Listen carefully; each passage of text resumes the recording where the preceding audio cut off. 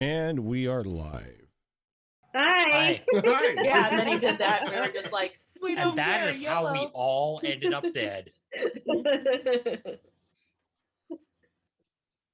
How did you all end up dead? Wait, what? Huh? Give it time, you'll see. Yeah. Nothing happened. Is everyone gonna have to roll new characters tomorrow? I already have my backup character for No Way Out. So do I. Oh, I meant Tuesday. You're Oh. like a day and a half away from the city. Oh, You know, but Don't we let got another yourselves couple. die now. you but already we go- assume we're gonna fail this labyrinth. You shush your. I already have a backup Shush. character for that too. I mean, if you die, then well, season 3 just starts a little earlier. Yeah, I don't have a backup character Raven, for you're gonna Tuesday, have so to. Raven, then you'll have to. Shara has a brother. Easy enough backup character. I'll let you know that right now is priority 1 character until I decide on something different. Adorable. That's just funny. Is it that the little squirrel thing that you posted in That is a cat, sir, masquerading as a black mage. Because he said that he didn't know what he has zero idea of what to do for campaign 3. And I said, just be a Phyllis again. And he was like, well, I kind of want to do this maybe. And he sent that picture, and I was like, oh. No, Or I'm gonna do a Fellis barbarian. There we go. Oh, yeah. Oh, angry Yes. kitty. Your hair just sticks up when you rage. a Fellis barbarian with the grappler feet. I feel like Yes. that fits. It really does. That's adorable. Considering they actually have natural weapons as claws in the race. Please do Mhm. this. Please, Please. just like so grappling, they just grapple the neck, Everyone- and then they just have everyone to arm just- train ghosts. everyone just forgets that the conversation about abominations and everything, and everyone's like, oh, I'm gonna make a witch. Hey, at least as far as everyone knows, I'm an ordinary half-elf. Uh-huh. Hey, I haven't had a chance to play a magic caster or anything yet. So I was like, no matter what happens, I'm playing some sort of caster class. And you're like, magic's just terrible. And I'm like, well, No, fuck it, I'm still no. doing it. Magic's not terrible. Magic just comes with a price. Well, with my character, well. Well, with any character. I've written something into the backstory of my character, pending approval from Rojan, of course, that I think you're really gonna enjoy, Rojan. You mean You're gonna have abuse? A lot of Oh, yes. yeah. Of course. Yep. I mean, yeah, it's just like, give me your backgrounds, I'll abuse it. Let me work whatever way I want with your backgrounds. You know, I'm going to abuse it more. Dead. Everyone's dead. Yeah. There's Mhm. no living relatives at all. Because we all know Good what thing there's happens undead. if you don't have a backstory. Cough, Raven, cough, and you're just like, here. Yeah, Raven was just like, fuck me up, fam. I'm like, okay. And that you did. Well, I mean, that started with basically a experiment on the race table, and Mm-hmm. we're like, let's just have some fun with this. And it resulted to you sticking your head underwater doing perception checks that always failed, which was weird because you could breathe underwater. Never said I was. Just because you can breathe doesn't mean you can see. I know, it was just I funny. never claimed I was good at them. It was still funny. Anything under there? Nope. Was there a shark? Kraken. Definitely not. I can see the fin. That's a you problem. Well, you got a real close look of what was under there when you got dragged under the boat. Yup. Looks clear. I thought you Except for said all it the was red clear. in the I said it I looks, said it looks clear. But that's a horror for a different campaign. Yeah, that is a whole lot of emotions that are left undealt with in a different campaign. In this campaign, you've got a different problem on your hands. Yeah. But, My travel rolls. yeah. Yeah. Last session, you started off in a relatively good position. You started off the session having a conversation where you once again shared perhaps a little bit too much with someone that introduced themselves as Brother Tanius, who was in fact, a cleric, not a paladin, of Eldath. He bestowed upon some of you a blessing of his deity and sent you on your way as he proceeded down the path from the direction that you guys came. Travel was relatively okay. You guys ended up making camp soon after that interaction, and Zara, during her watch, spotted the shadowy silhouette of some large wolf-like creature.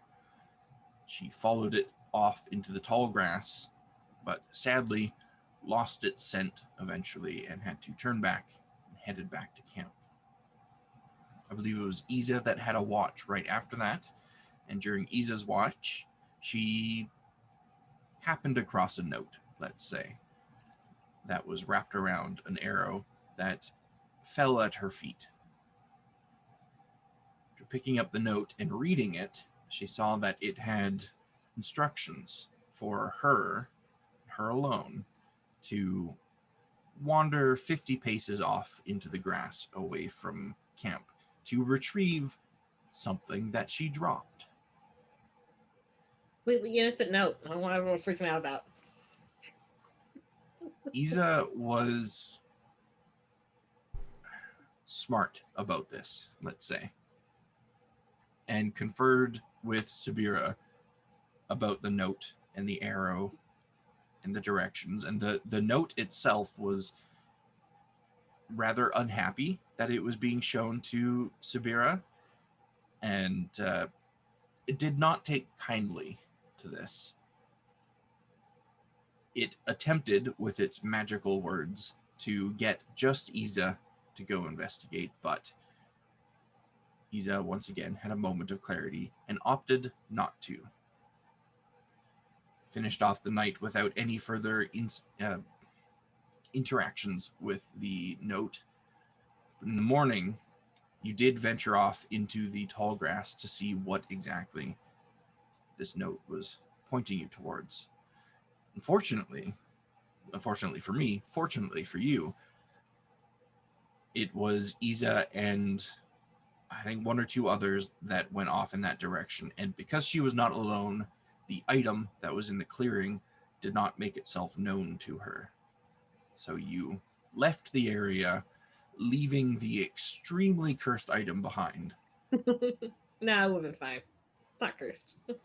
And You're welcome. Innocent note.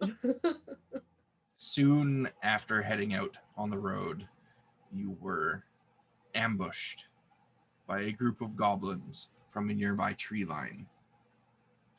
I believe Xerax was leading the group at the time, which, I mean, it was his roles that made the goblins be there, but it was also his passive perception that made it so there was no surprise round. So, good and bad. The goblins rushed out of the woods, charging towards you guys, looking for an easy payday and perhaps an easy meal, but found rather quickly that you were not the easy prey they thought you were. The battle began, during which you heard drums and war horns coming from a little deeper within the tree line. You quickly learned that the effects of these drums are not something you really want to stick around too long for. You did manage to take down two of the goblins, one of the more regular looking ones, and one of the spellcasting goblins. And soon after that first spellcaster fell, one of the other spellcasters looked back to see his dead friend, and basically he was like, fuck this, I'm out. This isn't what I signed up for, type of thing. And he started to run. And that is actually where we're going to pick up now, immediately after that happened. And it is going to be Xena that is going to be resuming the combat for us today.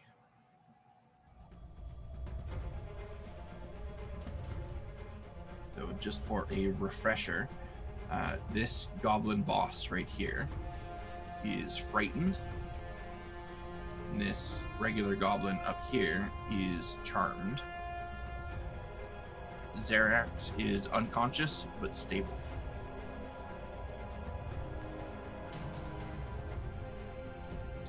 And you are muted.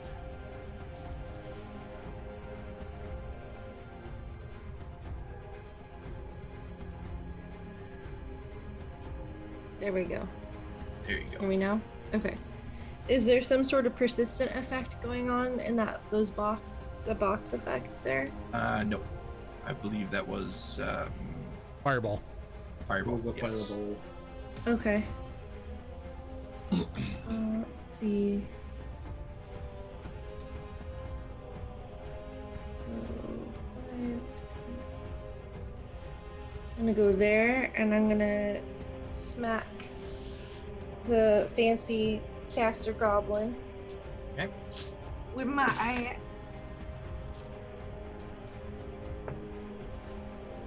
Okay. It's high math. 16 plus 8 plus 9. That will most certainly hit. Yeah, high math. All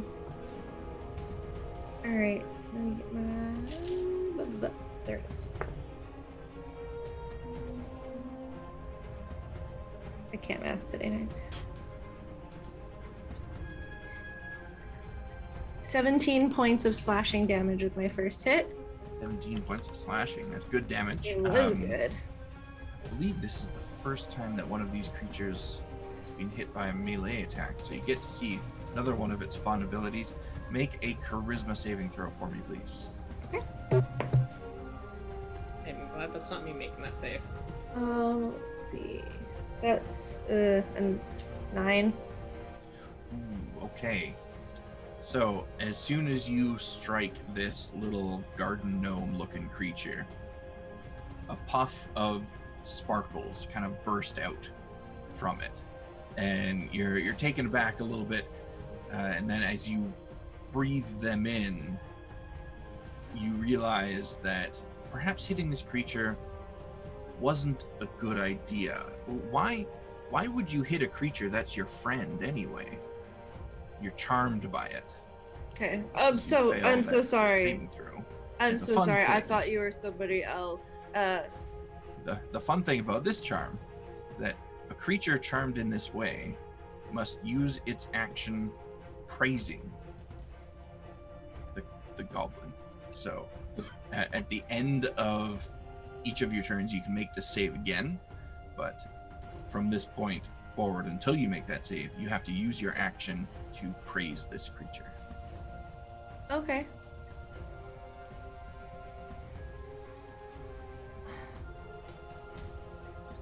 Can I use my bonus action to I have my with my rage. Yes. It was the teleport one. So Yeah, you can use your bonus actions and your reactions and stuff as normal. It's just okay. the action. I just that's lose my used. second hit. Yeah. I'm so sorry. You're so sparkly and pretty. Like I thought you were something else. My bad. And she's gonna teleport over to here. And appear in front of that guy. Okay. And because you already took the attack action, I'll say you do still have your second attack for this round. Okay. Then I'm gonna attack the big guy in front of me. Okay.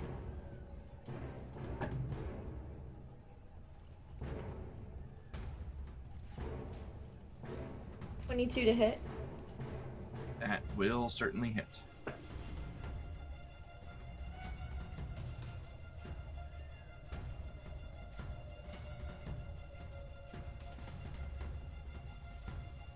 $14 points of slashing damage. Okay. 14 points damage. All right. Unless am I doing that wrong? Hold on. I need to. I don't know why I'm like forgetting how to play a fighter all of a sudden, but do I still add the modifier to my second attack, or do I leave that off? So You still add it. Yep. Okay, then we're good. We're good. Yep. Because it's on the extra attack you add it. It's just when you make an offhand attack that you don't add it. Okay. Yeah. All right. So yeah, and that's it for her. She's gonna look a little confused. Okay. I can mark you with this so we know that you are charmed. And Move on to these guys. So these are the guys that you guys can't see. We're just going to maneuver slightly. Ixis, you're up. Let's see here.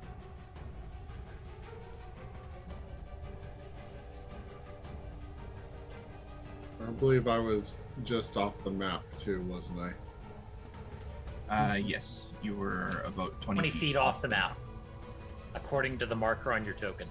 Yep. Okay. Well, Euxis is gonna move back onto the map exactly where he is. Okay.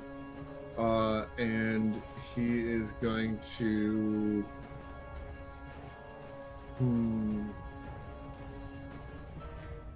Do I want that one?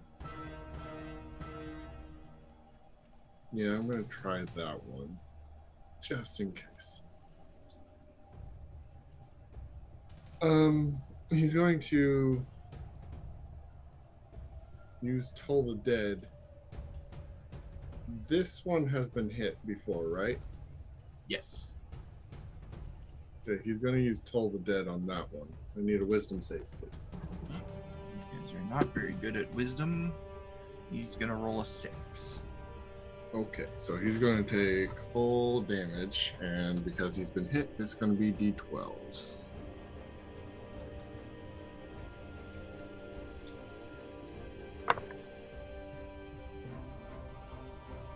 Okay. So that's going to be 16 points of necrotic damage to it. Nice. That guy's not looking great. That's what I like to hear. Then Shadow Spirit is going to take a multi-attack on the same guy, but I'll just do one attack first. Okay. Okay.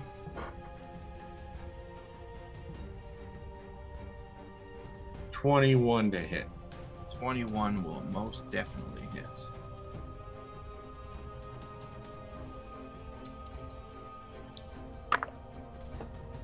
$17 points of cold damage to it. 17. Okay, so this guy has been hit by that shadow spawn before, so he knows how bad that damage can be.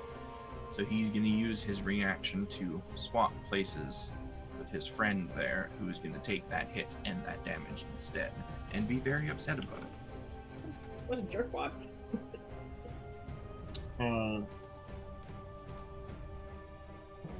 Shadow Spirit does not like that. Shadow Spirit wants his prey. It's fair. And this is why goblin bosses are assholes. Yep. Mm-hmm. So I think that's going to be a dirty 20 to hit. That will hit.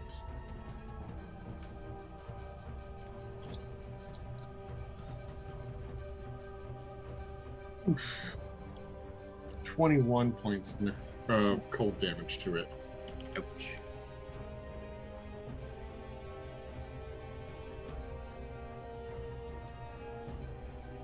Alright. Anything else from you or your minions? Yes, Tiny Servant is going to look at the guy right in front of him, and he's going to blow some fire in his face. Because if I remember correctly, he had Dragon's Breath cast upon him. Believe so, yes. So he needs to make a dexterity saving throw. Dexterity, and this is a regular goblin, so that's going to be a 14.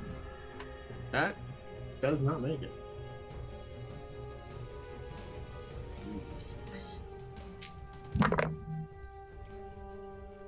12 points of fire damage to it. 12 points of fire damage, nice. And that shall be my turn. Alright, so that will bring us over to Xerax. You are unconscious but stable.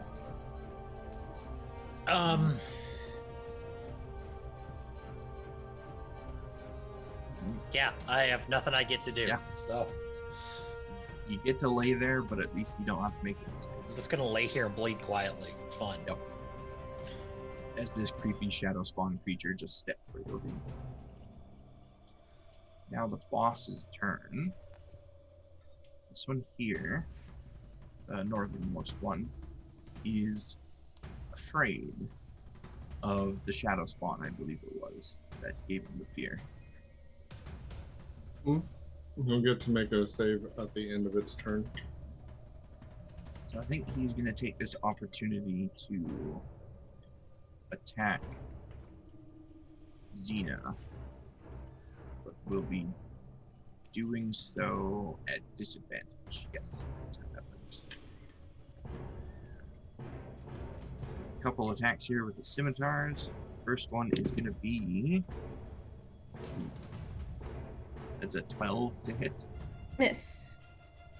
Xena dances to the side. Second one, that one might actually hit. That's 21 to hit. That one hits. It's unfortunate it was at disadvantage though, 'cause that would have been in that 20. Fox, your I don't know if it's for anyone else, but your microphone seems to be cutting out a little bit. Is it? You just sound far away to me. Yeah. Yeah, it just sounds quiet to me. I'm blaming Zoom. We all do. We all know it's The Zoom. question is, does Zoom have the right microphone? It might not. Let me just resolve this damage real quick and then I'll try and fix it.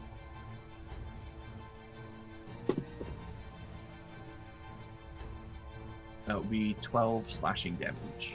Okay, half to 6. That's all that one can do. Now let me take a gander at some settings here real quick.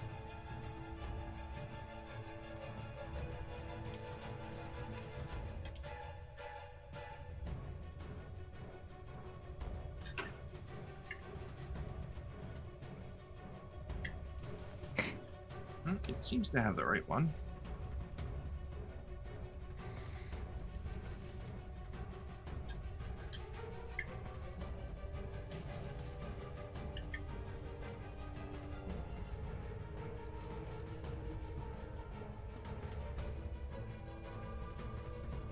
I'm not sure what the problem is. I'll try and mess around with it on the break. I'll just talk louder for now, if that's any better. Okay.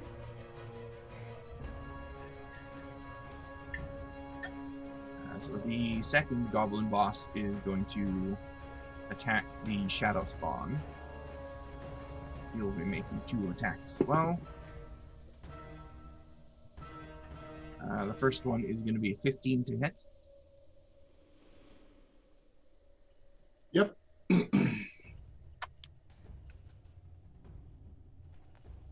That will be 11 slashing damage. And the second attack is 17 to hit. Yeah. Which is going to be 10 slashing damage. And one of these days, you're going to let me keep one of these guys around for after combat. One of these days.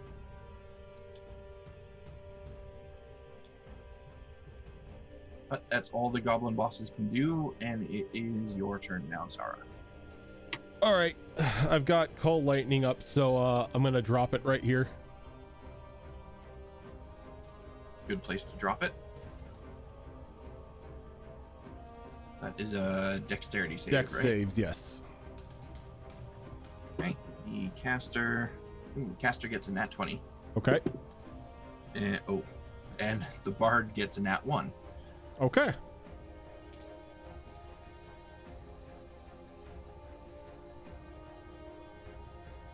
So it's going to be a total of 25 lightning damage. 25, and a save is half, right? The save is half. Okay. And then look at my sheet here. I'm gonna drop a 3rd level healing word on Xerix. Okay.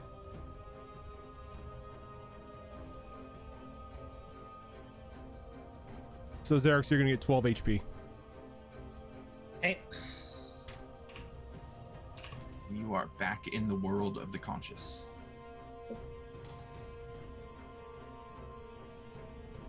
Right, any movement or anything from you, Zara? Yep. She's gonna move There. Okay. That brings us to... Oh, it's the bards. Okay. So the northernmost bard is going to, again, beat his drums. And I need everybody to give me charisma saves. 17. 17 does not make it, I'm afraid. Oh, that's a high DC. It is. 21. 21 does make it. Nope. 7 will not. Nope. Oh my. Dirty 20. A dirty 20 makes it. My 8 does not. Nope. I failed. Oh my. Oh no. Oh, -2 to my charisma saves. There's a slim chance I'm making these. Anyone with an intelligence score of 12 or above can give me an int check. 16. Okay. 22. Okay, so both of you realize at this point that the longer this drumming goes on, the harder and harder it is to resist its effects. Mechanically, Yeah. it means the DC goes up by 1 every round. Okay. So those of you that failed, let's see what fun effects you get. Okay, so those of you that failed now have disadvantage against spell saves. Well, that's not Okay. good. Great. One to the south. Let's see if he's going to continue beating his drums or if he's going to run away. Nope, he's going to continue beating his drums, eating his allies, and they are going to... They are going to get a +1 to their wisdom score.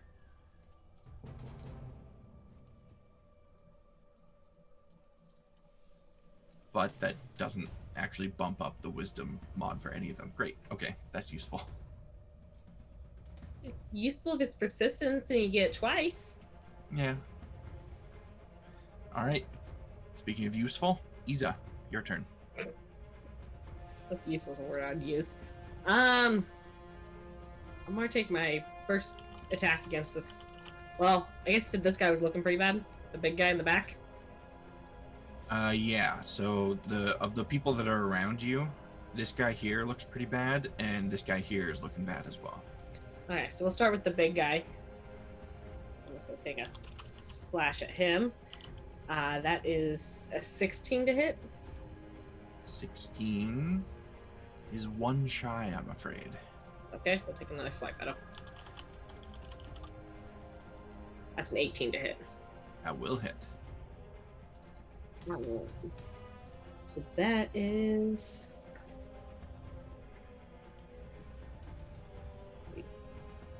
When you hit a creature, I am going to make it a trip attack since it says I do that when I hit a creature. Okay. So he needs to make that strength save. Yeah, please.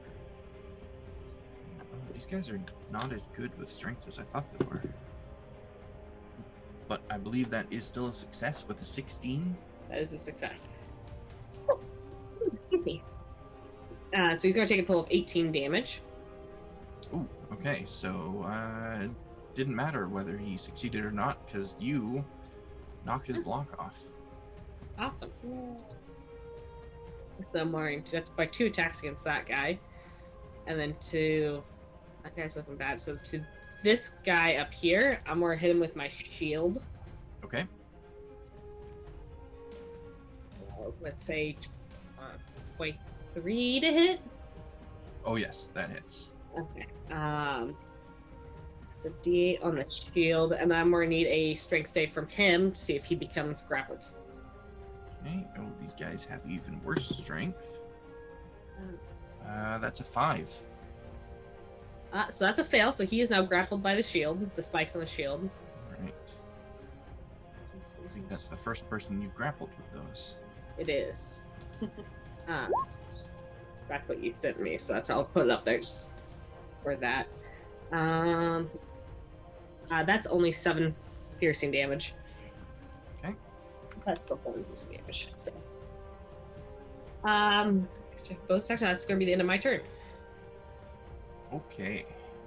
That brings us now to Subira. Do I have a sight on these drummers? I mean, I imagine I could hear where they're coming from. If nothing You can else. see them, yes. They do have 3/4 cover, so that will be a +5 to their AC on any ranged attacks that are made against them. But I mean, if it's something that they have to try and save against, then cover makes no difference.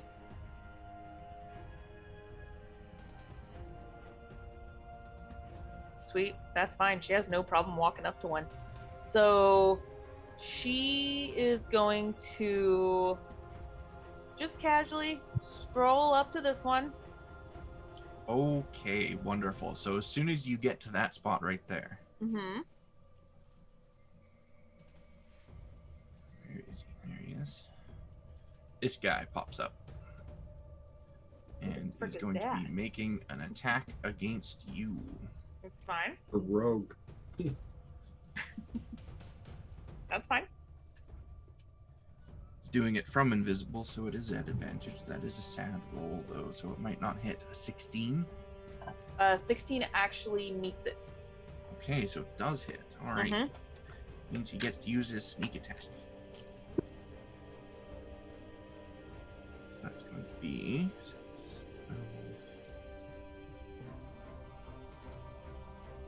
25 piercing damage. Okay. But that's all he can do because that was his held action. So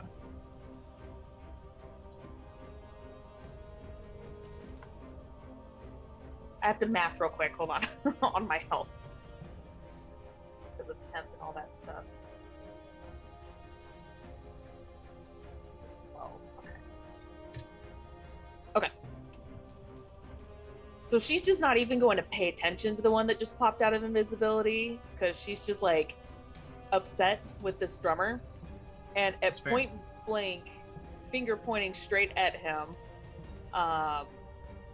she's just gonna look him in the eye and say, "Stop making that ruckus." And she's going to cast Hellish Rebuke. ooh, nice. Dexterity saving throw. Okay, that is going to be a. Oh, not going to do it with a 4. Nope. Takes the full thing. So that is 5d10. Ooh, this is going to hurt.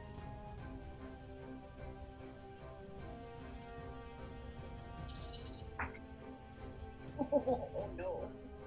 No. Oh no for you. Oh no. Let's see here.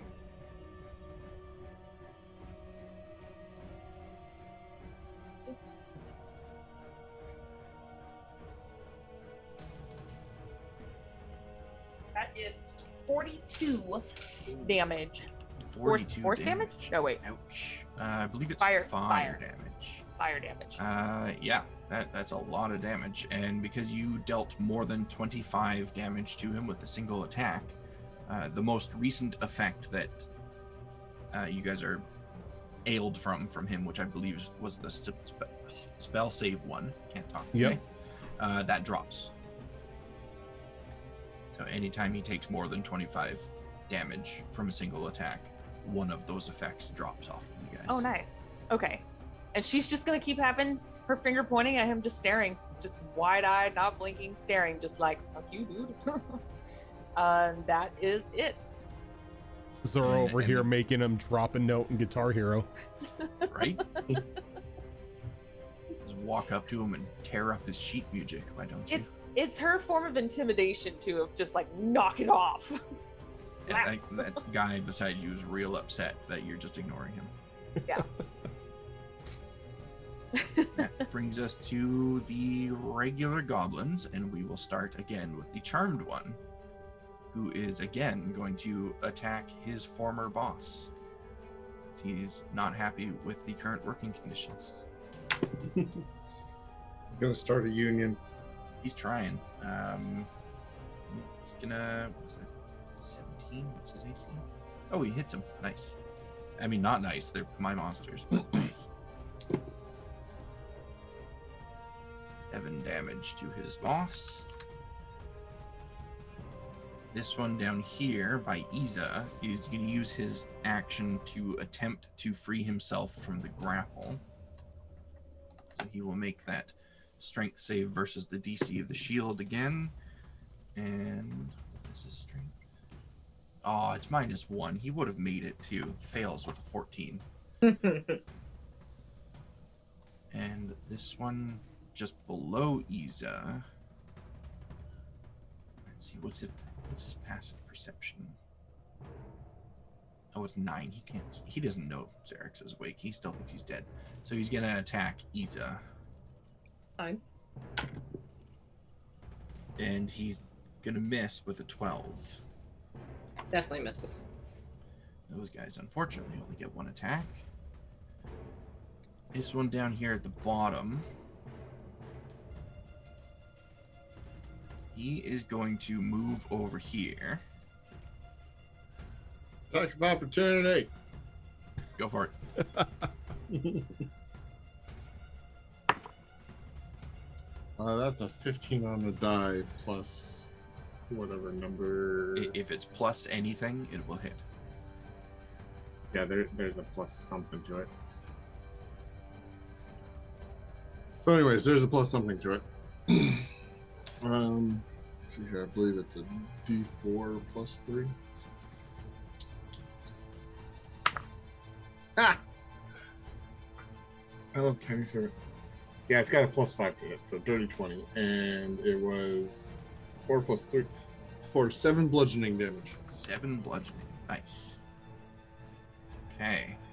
This goblin was not expecting that, so he's gonna stop and not pick up the sword that he dropped, and instead he's gonna pull a short bow off of his back and take a shot at the tiny serpent. That will be 17 to hit. Oh, yeah. Are you kidding me? 9 damage.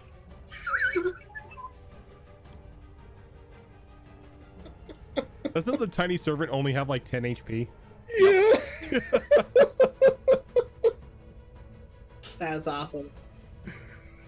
Tiny servants are the bane of my existence. Tiny servant just no soul the damage. So that brings us over to the garden gnomes. The one that started to run off is going to continue running off until you guys can no longer see him. That leaves just one of those guys remaining, and he is going to...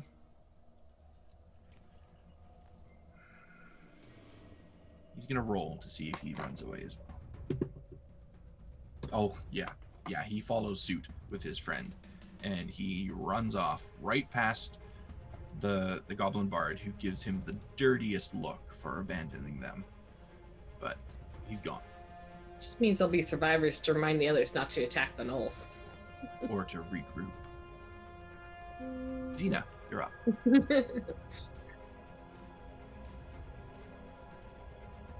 Sorry, trying to get my mute back. So I make this save at the end of my turn, correct? And Yes. I have to use my action to praise the other guy, even You did, but he just ran off, actually, so that charm is going to drop. Okay, so it's just checking to see if he was still like within, if that was still a thing or not. So that's dropped. So I'm gonna make a swing at the guy in front of me. Okay.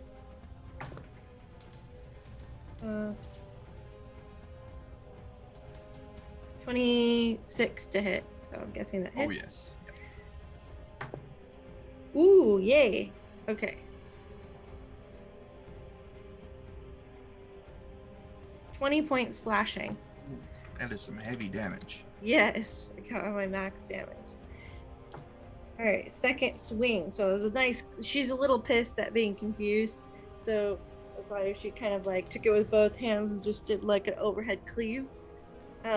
She's unlike her. Usually she has a little more flair, but she's getting a little frustrated. And so she's going to go for an upswing now, and 24 to hit. Most definitely.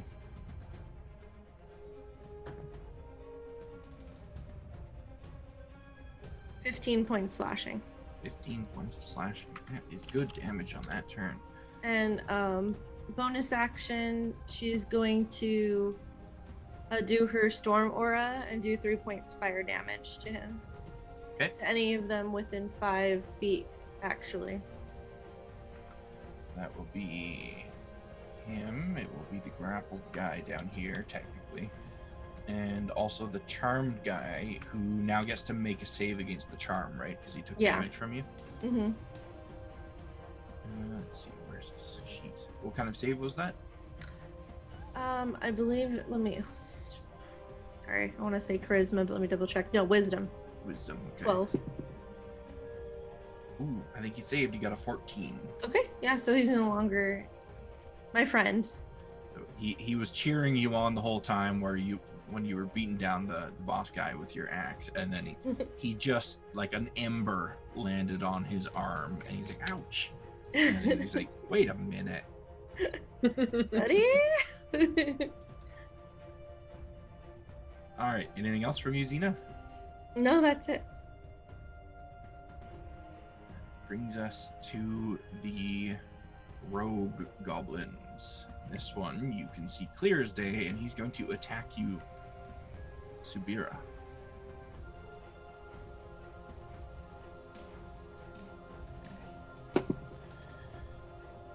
Is a 20 going to hit you? A dirty That will 20. hit.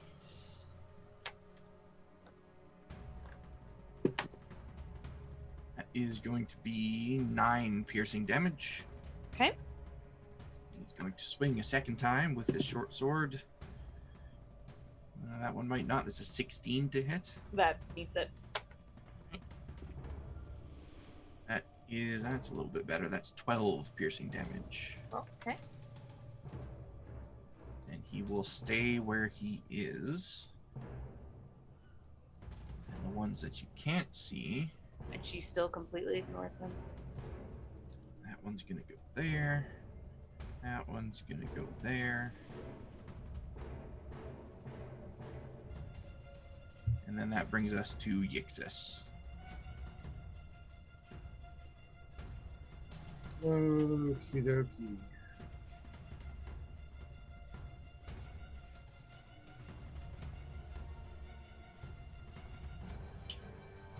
Let's start with Tiny Servant, because why not?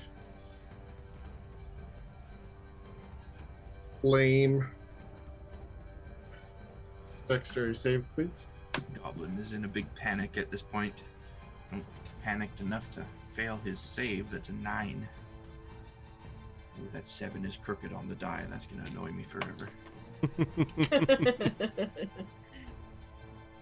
Okay, 12 points of fire damage to it. Looking thoroughly singed at this point. And Tiny Servant will just, with his little. Put him up. Yixis is getting tired of all the shenanigans. He's going to see here.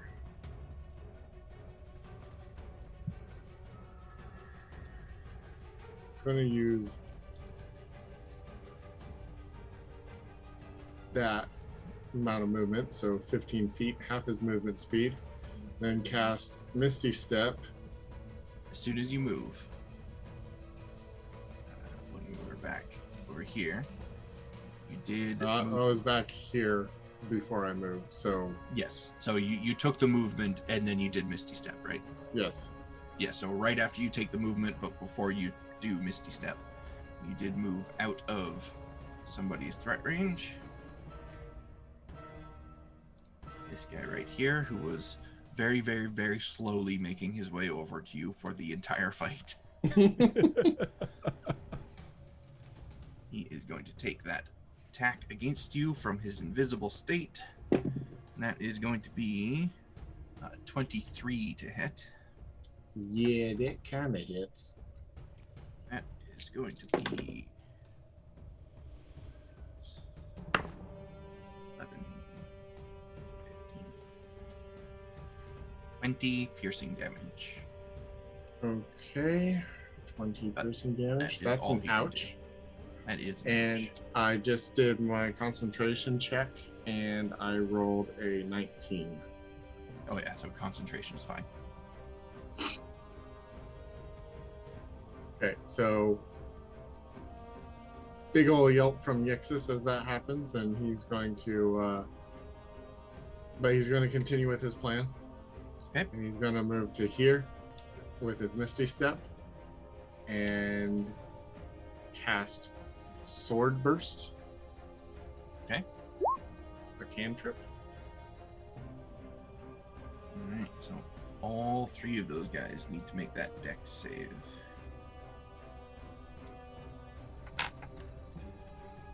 Oh, we'll start with the northernmost goblin, who's going to roll a 5. Peter, who's going to roll a 4. And then the grappled guy, who's going to roll a 16. If he's grappled, does he have disadvantage on dexterity saves? He does not. This is the only thing grapple does is basically hold them still. Yeah, it reduces Yeah, their basically they speed to can't 0. Yeah. Which is why I've always wondered about not having disadvantage on dexterity saves, but whatever. That's going to be 10 force damage to the ones who didn't save, and Okay. I think because it's a cantrip, a save means no damage. You can still technically wiggle out of the way. I was gonna say, if you have someone in like a chokehold, they could still wiggle. They can still avoid being stabbed. There's And then, let's see here. Shadow Spawn is going to move up to here, and he going to take both attacks against Little Drummer Boy. Okay, so as it moves, that one goblin that is still up will take an opportunity attack against it. Mm-hmm. That's going to miss, though. That's a 10. Yeah.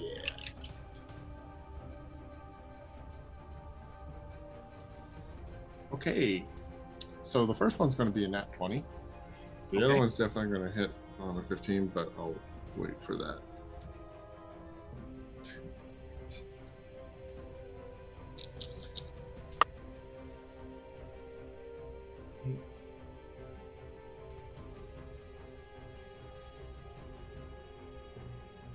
Are we doing brutal critical? Yes.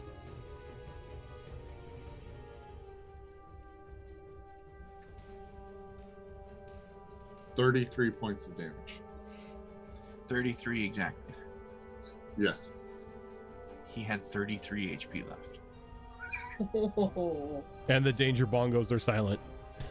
Yeah, all of Whoa. you just suddenly hear half of the drumming, at least, cease. There's no screaming, there's no cries of pain. It's just he's alive and well and drumming away, and then all of a sudden the drums are lying on the Do ground. you hear this? Like, okay, so Sabir, when that happens, Sabir just like slowly turns and look at him like, "The fuck? That was my kill." It's not a kill There's one steal, down it's a kill there. secure. She just so she still had her finger pointing out at him, and then when that happened, she just like looks back at him for doing that and goes to point at the one at the south, like, "There's another dude right there. Go get him." Damn it.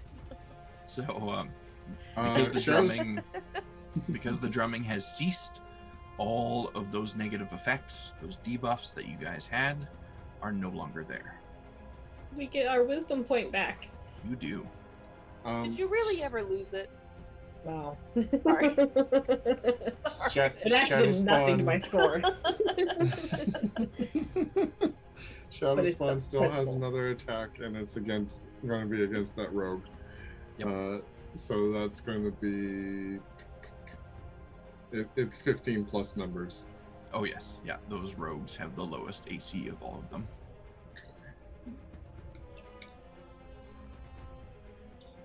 17 points of cold damage to it, 17. Nice. and also because Yixis used a conjuration spell, I think his earrings go off and he turns invisible. Yes, I believe you are correct. So where is my chart? Okay. So, Xerax, you are prone, but you are alive and conscious. Ooh. I'm going to grab my sword off the ground next to me, stand up. And I'm assuming in all that, it's a bonus action to grab the weapon. So, Grabbing the weapon is free action. It's okay. Yep, because you're basically unsheathing the weapon. Okay.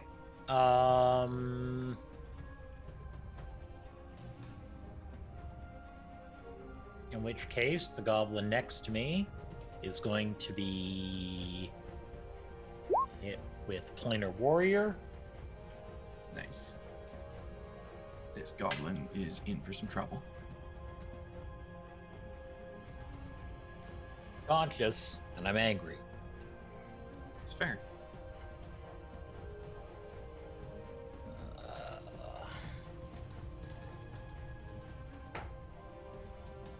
Uh, 26 to hit. Oh yeah. That is 10 more than you needed. Planar Warrior adds a D8. And is he wounded? Oh yes, big time. Okay.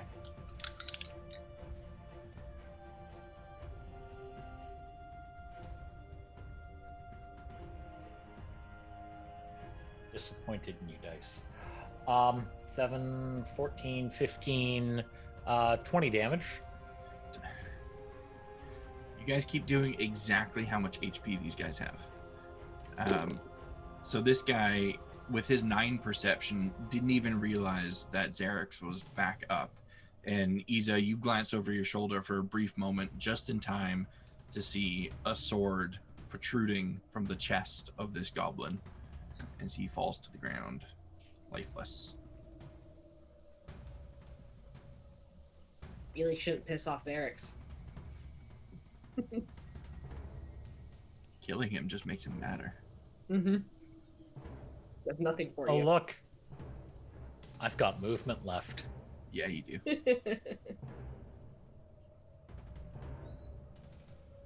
And I'm going to step up next to this one and bring the sword down directly at his head.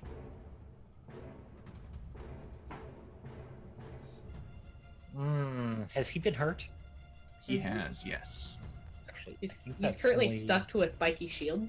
Yep. He has spectral spikes sticking into him, kind of holding him in place. He's looking over at you with a pretty panicked expression, Can't do that. Xerax, as you approach. 27 to hit. Oh, yeah. That's 12 damage. 12 damage, okay. My goblins are looking bad, guys. They're looking real bad. That's how they started. That's fair. Right, so is that everything from you? That is going to be it. That will bring us to the goblin bosses. I'm sorry, boss. One of them is dead. And this one is kind of surrounded at the moment. And he's scared. He doesn't know He Yixis should is be. there. Oh, that's right, because you're invisible. Yep. Let me mark you with that so I don't forget. Where did my invisible marker go? There it is. So he is going to...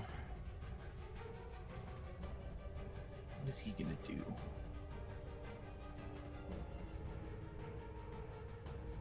Yeah, since he doesn't know Yixis is there, he thinks he's got the advantage with 2 of his buddies around him.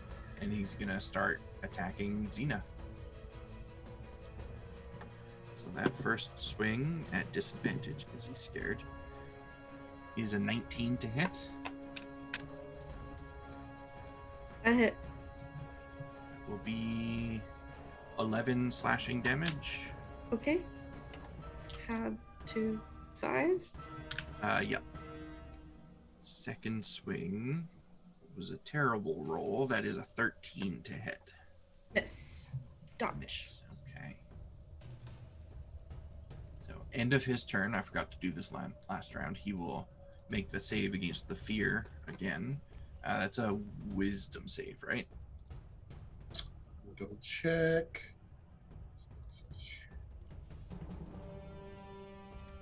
I wish I had that spell. Yes, wisdom save. I feel like Sabir would abuse that spell. All of these goblins have a -1 to their wisdom. So he rolled a 2, which is a 1, which is a fail. That is all he can do, and that brings us to Zara.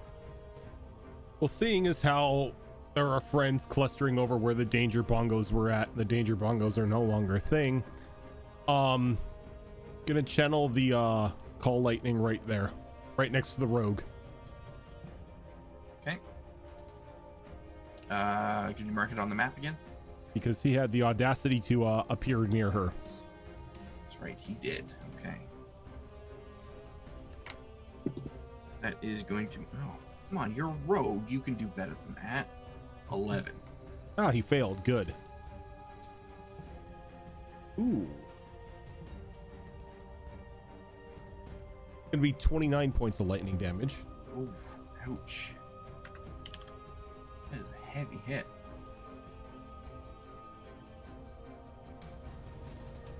All right. Any movement or anything from you? She's just gonna look at him like, I suggest you run. And he's like nods his head furiously, like, yeah, good idea. And she's just gonna stand her ground. Okay. That brings us to the danger bongos. One of them is dead. The other one is going to run away. He values Really, his after he life. glared at his friend. Yeah, really. what a hypocrite. Hypocrite. He values his life, and he sees how this battle is going. So he is going to run away. No. So they lose all their positive benefits. Exactly, they could yeah. The other drumming stops, and all of the positive effects, all of the buffs that his allies had, are suddenly no longer there. Iza, your turn. Can I rotate with the grappled guy on my shield, like to come over here? Yes. Or am I okay? Yeah. If he's stuck on the shield, and Zarek smacked him, so I'd like to hit this guy here. Okay. That's a 19 to hit. That will hit. Let's make it a trip attack, so I need a DC 15 strength save. He is going to. Oh, he's going to roll a 12. Oh, so he's gonna fall prone. Yeah, he is. 17 slashing. 17 slashing. Nice. I'm gonna bring the sword down on him again because he's on the ground. 25 to hit. Yes.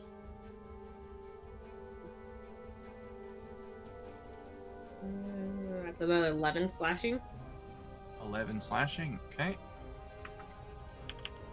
Then use my bonus action without my shield. I don't think I can use my bonus action without my shield. So that's what I'm gonna do Just the because shield. I currently got someone stuck to the shield. Yeah. So that is a-okay. All right. Subira. Okay. Well, now that the other one has gone away, she's gonna be shifting her focus at this guy right here. Okay. Still completely ignoring the guy next to her. He's real sad And- about it. Good. She wants him to. Starting to get self-image issues. He's looking at his arms like, am I still invisible? This guy's been hit before, right? Yes. Yeah, okay, that's what I thought. She's gonna go ahead and cast Toll the Dead on him. Okay, so he's gonna make that wisdom save. He rolled a 0. Did you roll a nat 1? He rolled a nat 1 with a -1. Bye. That should be a critical hit then, right? If you could crit with spells like that, it would be. Oh well. I guess justice is served on that nat 1 because that's max damage. Ooh, what is that? That's 24? 24 necrotic Ouch. damage. Or goblins. Yeah, they started it. I mean, yeah, that's fair. And They to did. kind of add insult to injury, she's going to go ahead and Misty Step and bamf over here. Okay. Or no, sorry. I forgot there was a guy on the other side. My thing was blocking it, so she's actually going to go. Kind of right back where she was, actually. And just peace out, still completely ignoring that poor goblin.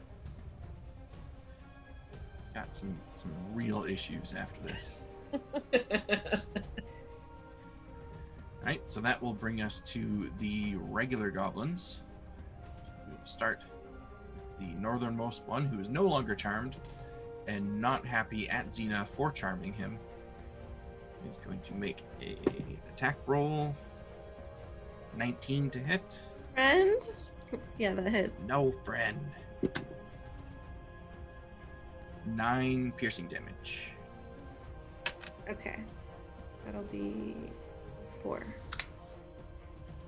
And the grappled one is again going to use his action to try and free himself from the grapple with a failure. That's an 8. He really wants to get away. And the one at the very bottom facing off with the tiny servant is going to drop his bow so he can pick up the sword that's right behind him. He's going to make an attack against the tiny servant.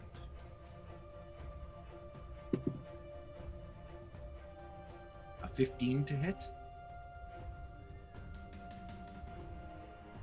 Please tell me that. I hits, want you to please. know. I want you to know. You just met it. I would have laughed so hard. I'm I would've considering this laughed. battle a victory then. I like how that's how we And he- measure victories. Can he do 1 point of damage? He can. He did max damage for 9 piercing Oh my damage. god. That's so funny. We've measured success or failure based on whether tiny servant survives. Then he is going to use his movement. How much does he have? 30 feet. Go over to here. Very clearly looks like he is trying to run away. Garden gnomes are dead. Xena, you're up.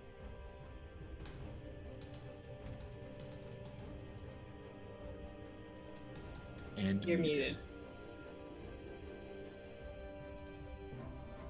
I glare at previous friend and say, "You're next," and we'll just keep whacking away at the guy in front of me. He's prone still, or Yeah, he's prone, so that will be at advantage. not 20. Okay. So that's gonna be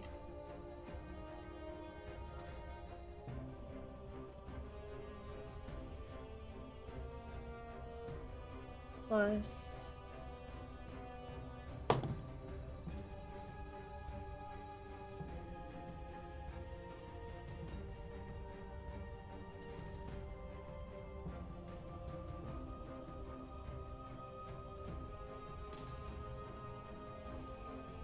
32 points of slashing damage. 32 points of Nice. slashing damage.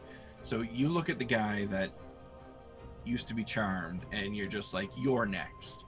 and you keep your eyes locked on him as you bring your axe down on the other guy. Hell yeah. You don't even have to look.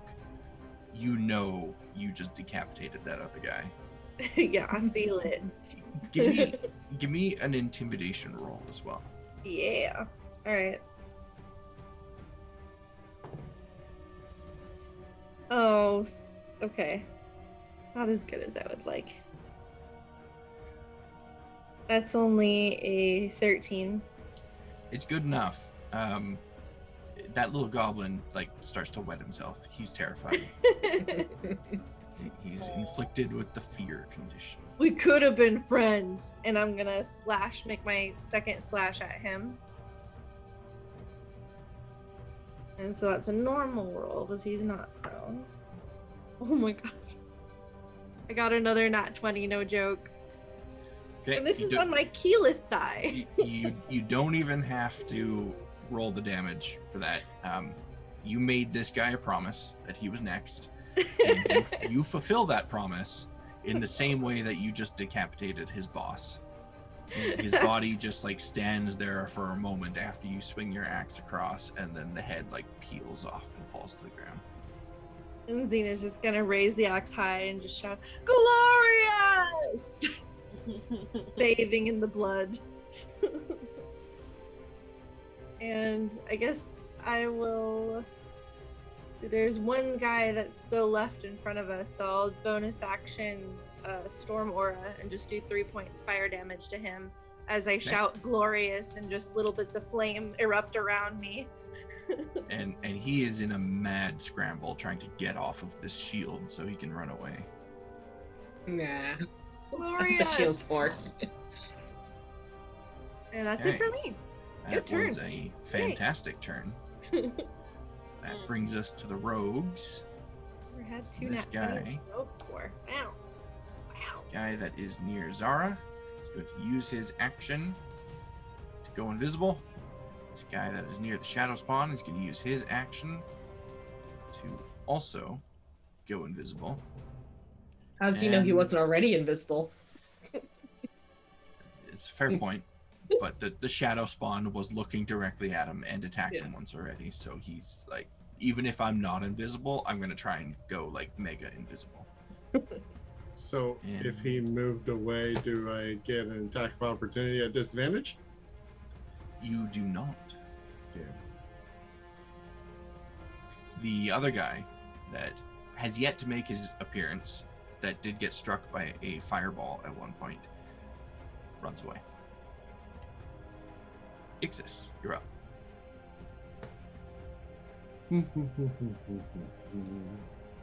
Let's see here. How far? Ooh, I like this.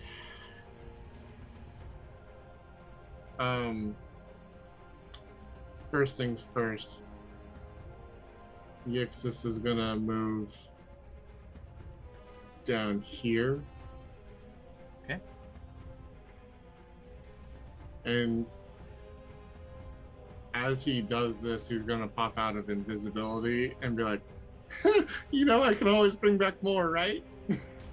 And he's gonna do chromatic orb at second level. Okay. On him. That poor guy just wants to run away.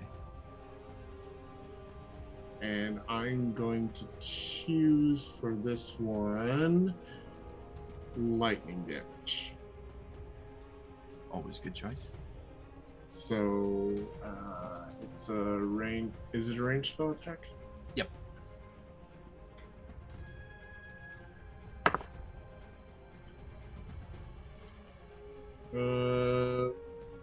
19. 19 will hit.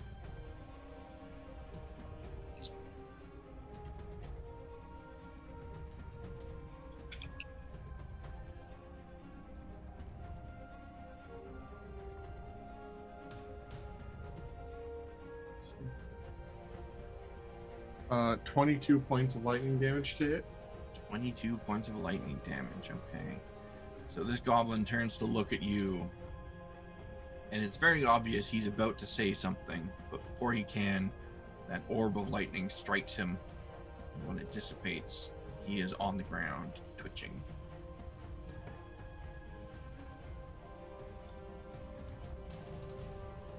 And then Shadow Spawn will move over here and take attacks against the one impaled on the shield. Okay. That's a poor guy, watching all his friends die. And one of those was a nat 20 again. Oh dear, this poor guy.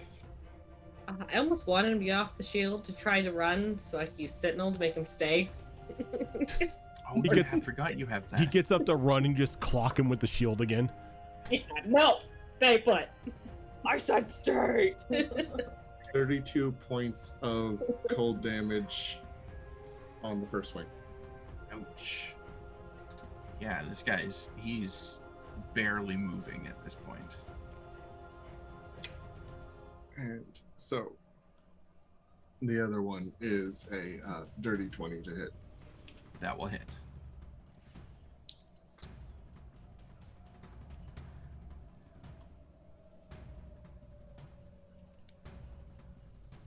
Yeah, so about that. 23 points of cold damage. Okay. Iza, Xena, Xerax, Subira, you all have a very clear view of this guy as a thin layer of frost creeps over his skin until he eventually ceases his groaning and his struggling as he dies.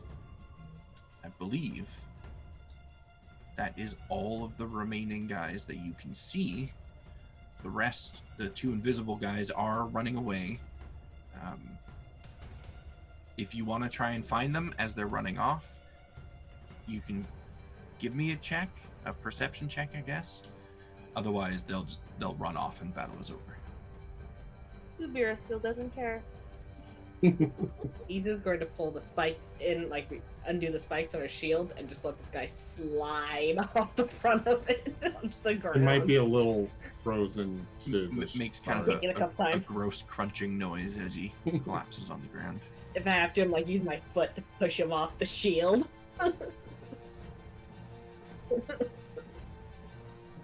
Okay, so it sounds like you have prevailed against the horde of goblins.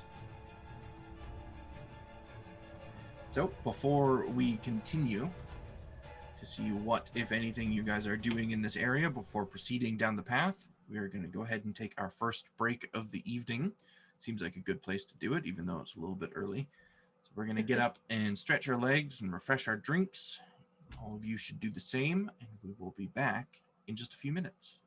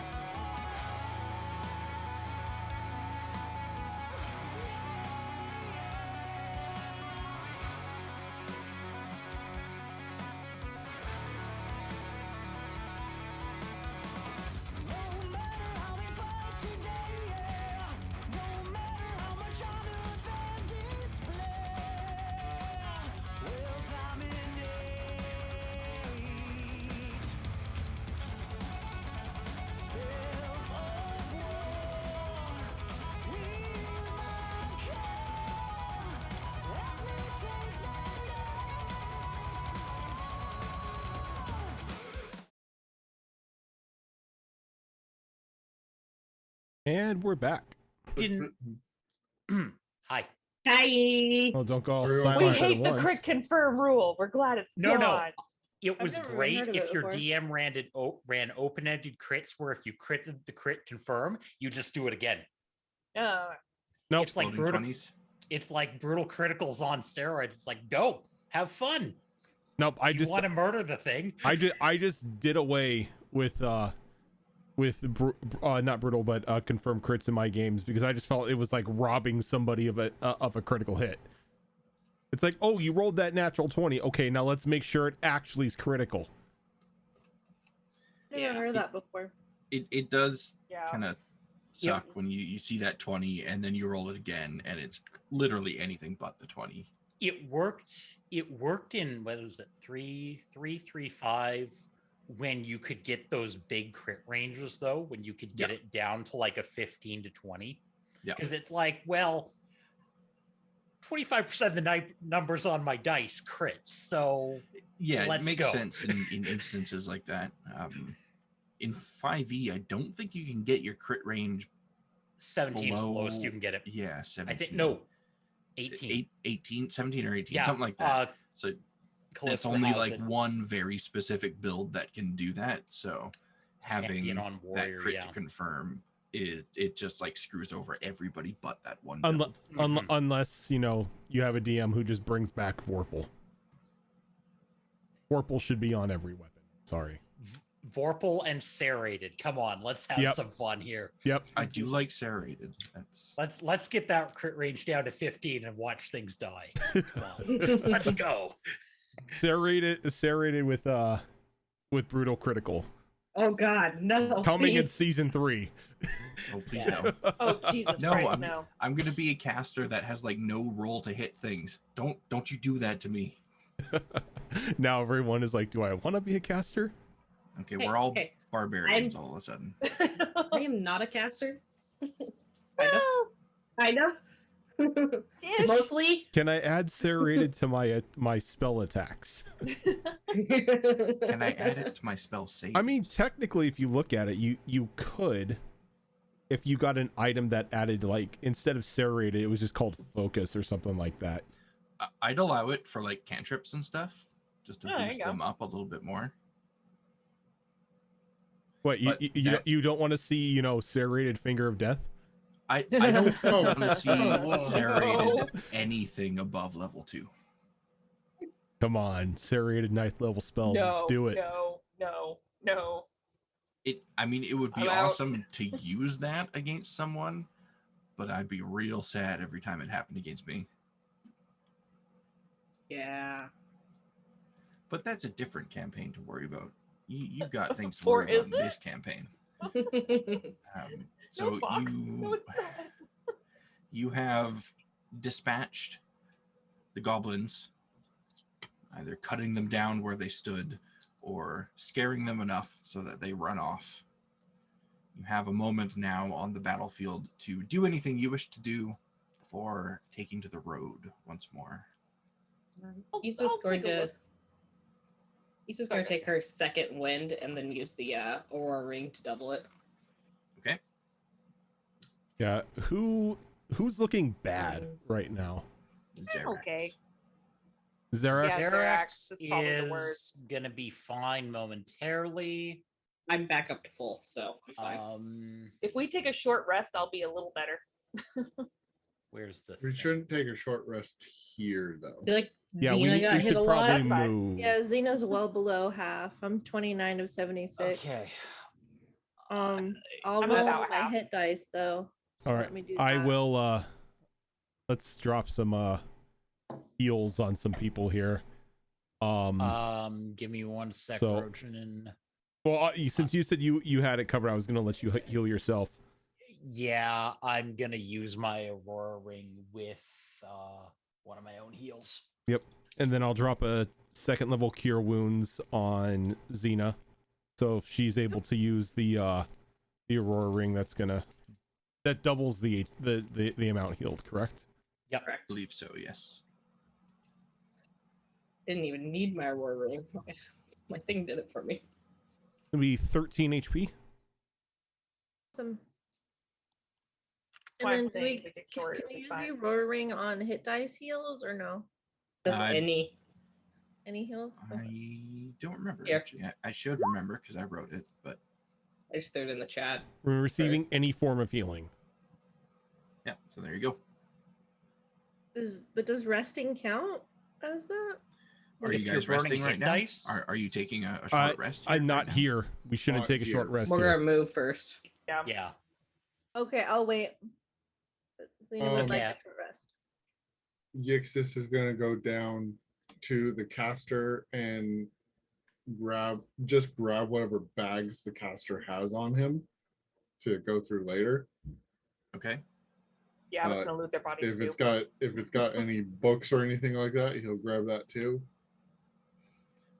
Okay, Basically, so- anything that goes that might be a wizarding thing, he's going to grab it. So you're grabbing the stuff from the caster, and Subira, you're grabbing stuff from the other guys. Was He's there a as dead rogue uninterested. somewhere? The rogues all got away. It's unfortunate. There are the Yeah. goblin bosses and the It's- goblins. It's the only reason why I used Hellish Rebuke, because I was waiting for something really big to counterspell. So I was holding on to that second spell, and then I was like, "Oh, they're running cool. I can just use this now." He has no interest in looting these bodies because they're all tiny, and I let you smuggle out their tiny little bit of armor. So is it safe to assume that you're leaving behind like their mundane weapons and stuff like that? Yeah. Okay. Oh yeah. They're goblins. Zara doesn't see any use in anything they're carrying. Okay. So Yixis, you grab the bag off of the caster. You feel it is curiously heavy. Subira, you grab the stuff from the other guys. You guys do a bit of healing and then hitting the road again. Are you looking to continue traveling, or are you just going far enough to a point where you feel it's safe to take a short rest? Just far enough to take a short rest. I would like to take a short rest, but I'm willing to wait until we go a little bit further away and then do it. Yeah. Same.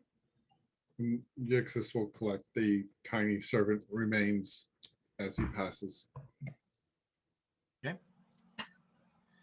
So this happened, I believe it was on the first travel roll of the day, and it was like very shortly into it. So you can finish that block of travel. You travel for another hour or so, and you're at a point where you feel like you're far enough away from any known dangers that you could probably sit down for an hour for a short rest here if you wanted to. And I'm finally will be able to do my Defy Death ability. Yay. I'm doing it. Short resting. The whole But time we're it's- traveling, Yixis's shadow spawn is still with us. Yeah, and as you guys travel, your marching order just kind of like naturally shifts and changes as you're walking down the road. And every time you see the shadow spawn go to catch up to you guys or move its position in your marching order and it passes by Yixis, it like very deliberately bumps into him to the point where he's almost being knocked over. Like this thing is being pretty aggressive with him. So, sorry, question clarification. With the Aurora Ring, if we're using it for hit dice, we can only use it on one of them, correct? Not on the Yeah, total. just a single hit die. But you can choose to use it after you roll the hit die. Pup, why is the thing pushing you around?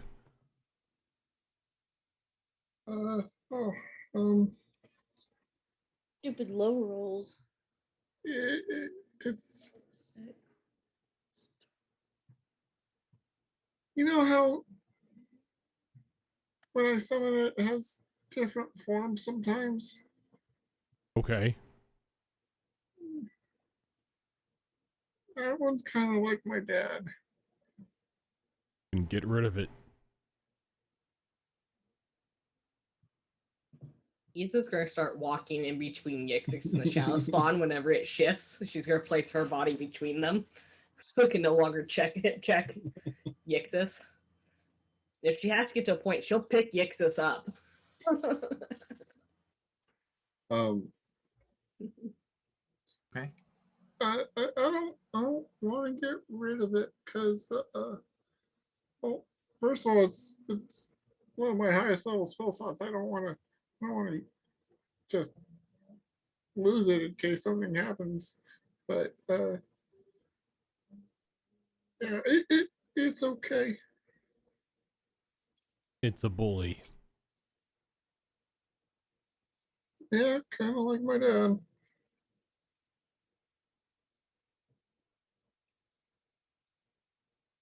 Nobody's bullying you right now. And she's gonna throw a produce flame at the tiny servant. At the shadow spawn, you mean? Sure. One of those. The remains of the tiny servant is currently in Ixis's bag, so I would suggest not lighting that on fire. No, I'm lighting the bag on fire. Okay. It's a roll to hit, right? Yeah. So that's gonna be a natural 20 for was that 27? No, it doesn't hit. No, it doesn't hit. Ooh. It'd be 16 fire damage. Yeah, that'll do it. It poofs. So as this produce flame shoots through this shadow spawn's chest and kind of leaves a very visible hole in its wake, the shadow spawn looks over at you, Yixis, and gives you a look that makes you feel like this is your fault that this is happening. And then it dissipates. Yixis will just kind of withdraw into himself a bit. And she's gonna walk over to Yixis and kind of put a hand on his shoulder. Things like that shouldn't be put up with. As long as you're with us, anything treating you like that will die. He'll just kind of nod quietly, but his demeanor's not going to change. He's just start pat him on his head, but she'll continue to walk next to him. Meanwhile, Xena's rushing forward with her axe drawn. Where's the danger? Dead. Okay, then. Next time, save one for me. Be Why is faster. everyone looking so strangely? What's wrong with the little one? What did I miss? It's Parents taken are care terrible. of. Very well. Shall we continue then? Yes, I'm good. Great. I'm better now. Maybe I'll find more things to hit. Hey, did you see when I chopped off 2 of those things' heads in like it was like boom, and then I was like boom. I would And then they were honestly like, "Blah." prefer if we were able to make it to Delore without any more confrontation. Oh, I hope not. That would be very dull. Let's hope for confrontation. I'm guessing Xena missed in the fray of battle the patch of invisible air that was suddenly covered with blood when she did that.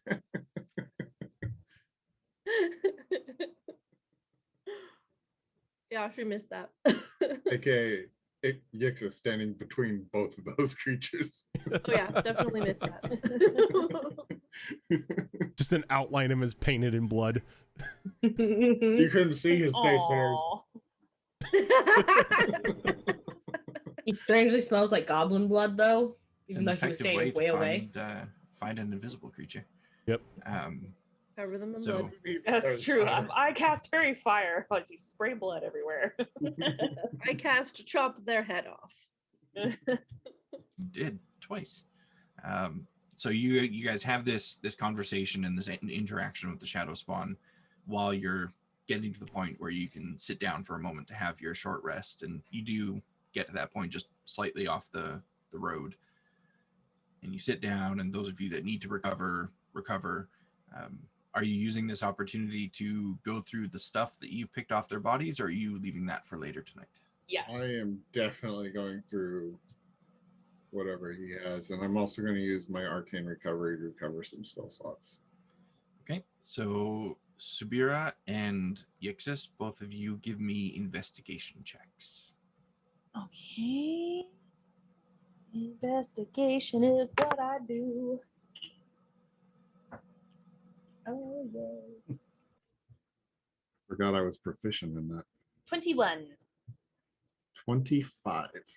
Just good because I rolled kind of low. Oh. That was to determine what all you got off of their bodies. You got everything. Yay! And it's a damn good thing you looted those bodies. So Subira, the stuff that you collected, you go through it, kind of tossing out the trash. And by the end of it, you find that you have collected 537 gold's worth of various coins, as well as 6 gemstones, Ooh. each of them worth approximately 100 gold. There is 2 aquamarine. There is a single black pearl. There is a single blue spinel. There is a single peridot and a single topaz. Oh gosh. Hold on. Topaz. A turquoise, you said? Nope, I did not. Oh, you did not? Nope. Wait. I have a black pearl, a topaz, a peridot, Yes. which I know how to spell, thankfully. And what were the other ones? A blue spinel. I don't know how to spell that, but I'm gonna. Spinel. Oh, I'm so good. On accident. Okay. And then 2 aquamarine. That's what it was. And these are the 6 gemstones that I got. Yes. Perfect. And then Okay. Yixis, you find a lot of garbage, a lot of basic spell components that are a dime a dozen, and 3 items of note. One is a very heavy tome of some kind. Another is a potion bottle with a blue bubbling liquid inside. And the other is a small vial of some kind of oil.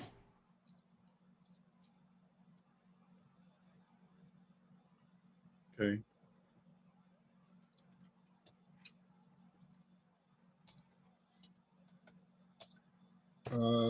During the short rest, would I be able to ritualistically cast Identify on all these items Yes, and still yes, you have would. it count as a short rest? Yep. Yeah. Okay. Because it's a ritual. You're just sitting there, not doing anything too strenuous. So I'd allow it.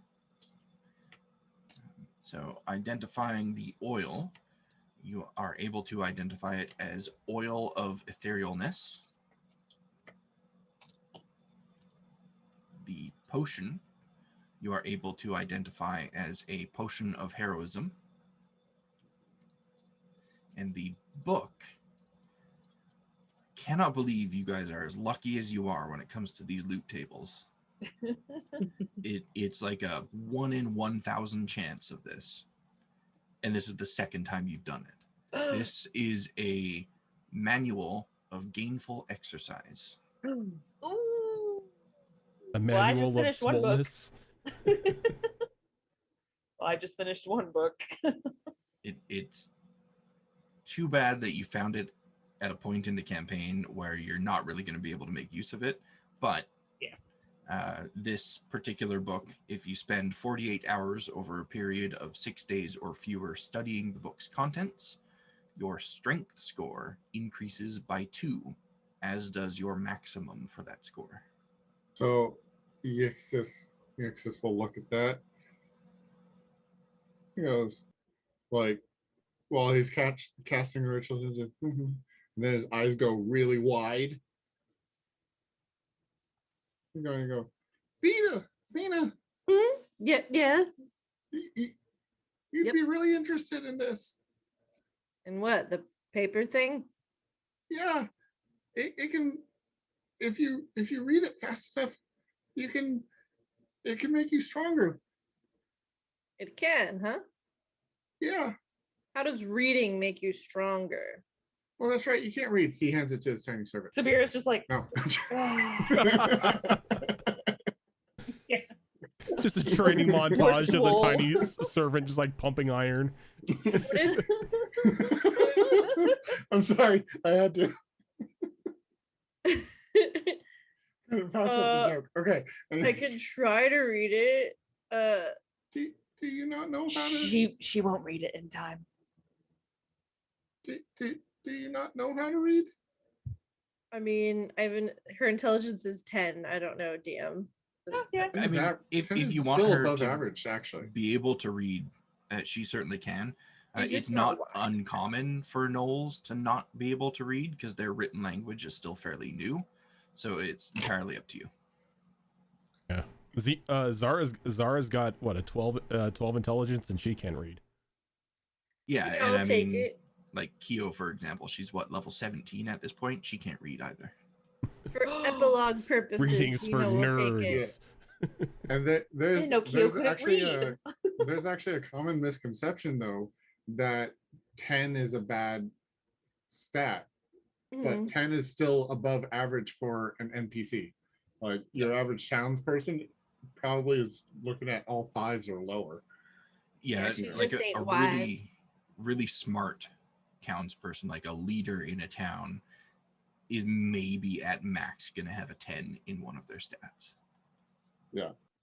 Unless So it's the town still is what you're saying. unless it's the local bartender, because they're always retired adventurers because Well, they, of course, yeah. 'cause they They're can't- all level 20. yeah, they have to be able to put up with everyone's bullshit. Yeah, That's I'll true. take the book. Thanks. I'll read it. Maybe it will help me. If you need any help, let me know. I'd be happy to teach you anything. Oh, I could read. I just don't choose to. But if I don't understand something, I will definitely ask you because that's bound to happen. You sure this will make me stronger? Yeah, you just have to really devote time to reading it. It only works if you read it within a certain amount of period. All right, I'll wait until I can sit down and really like dedicate time to it then before I start reading it, right?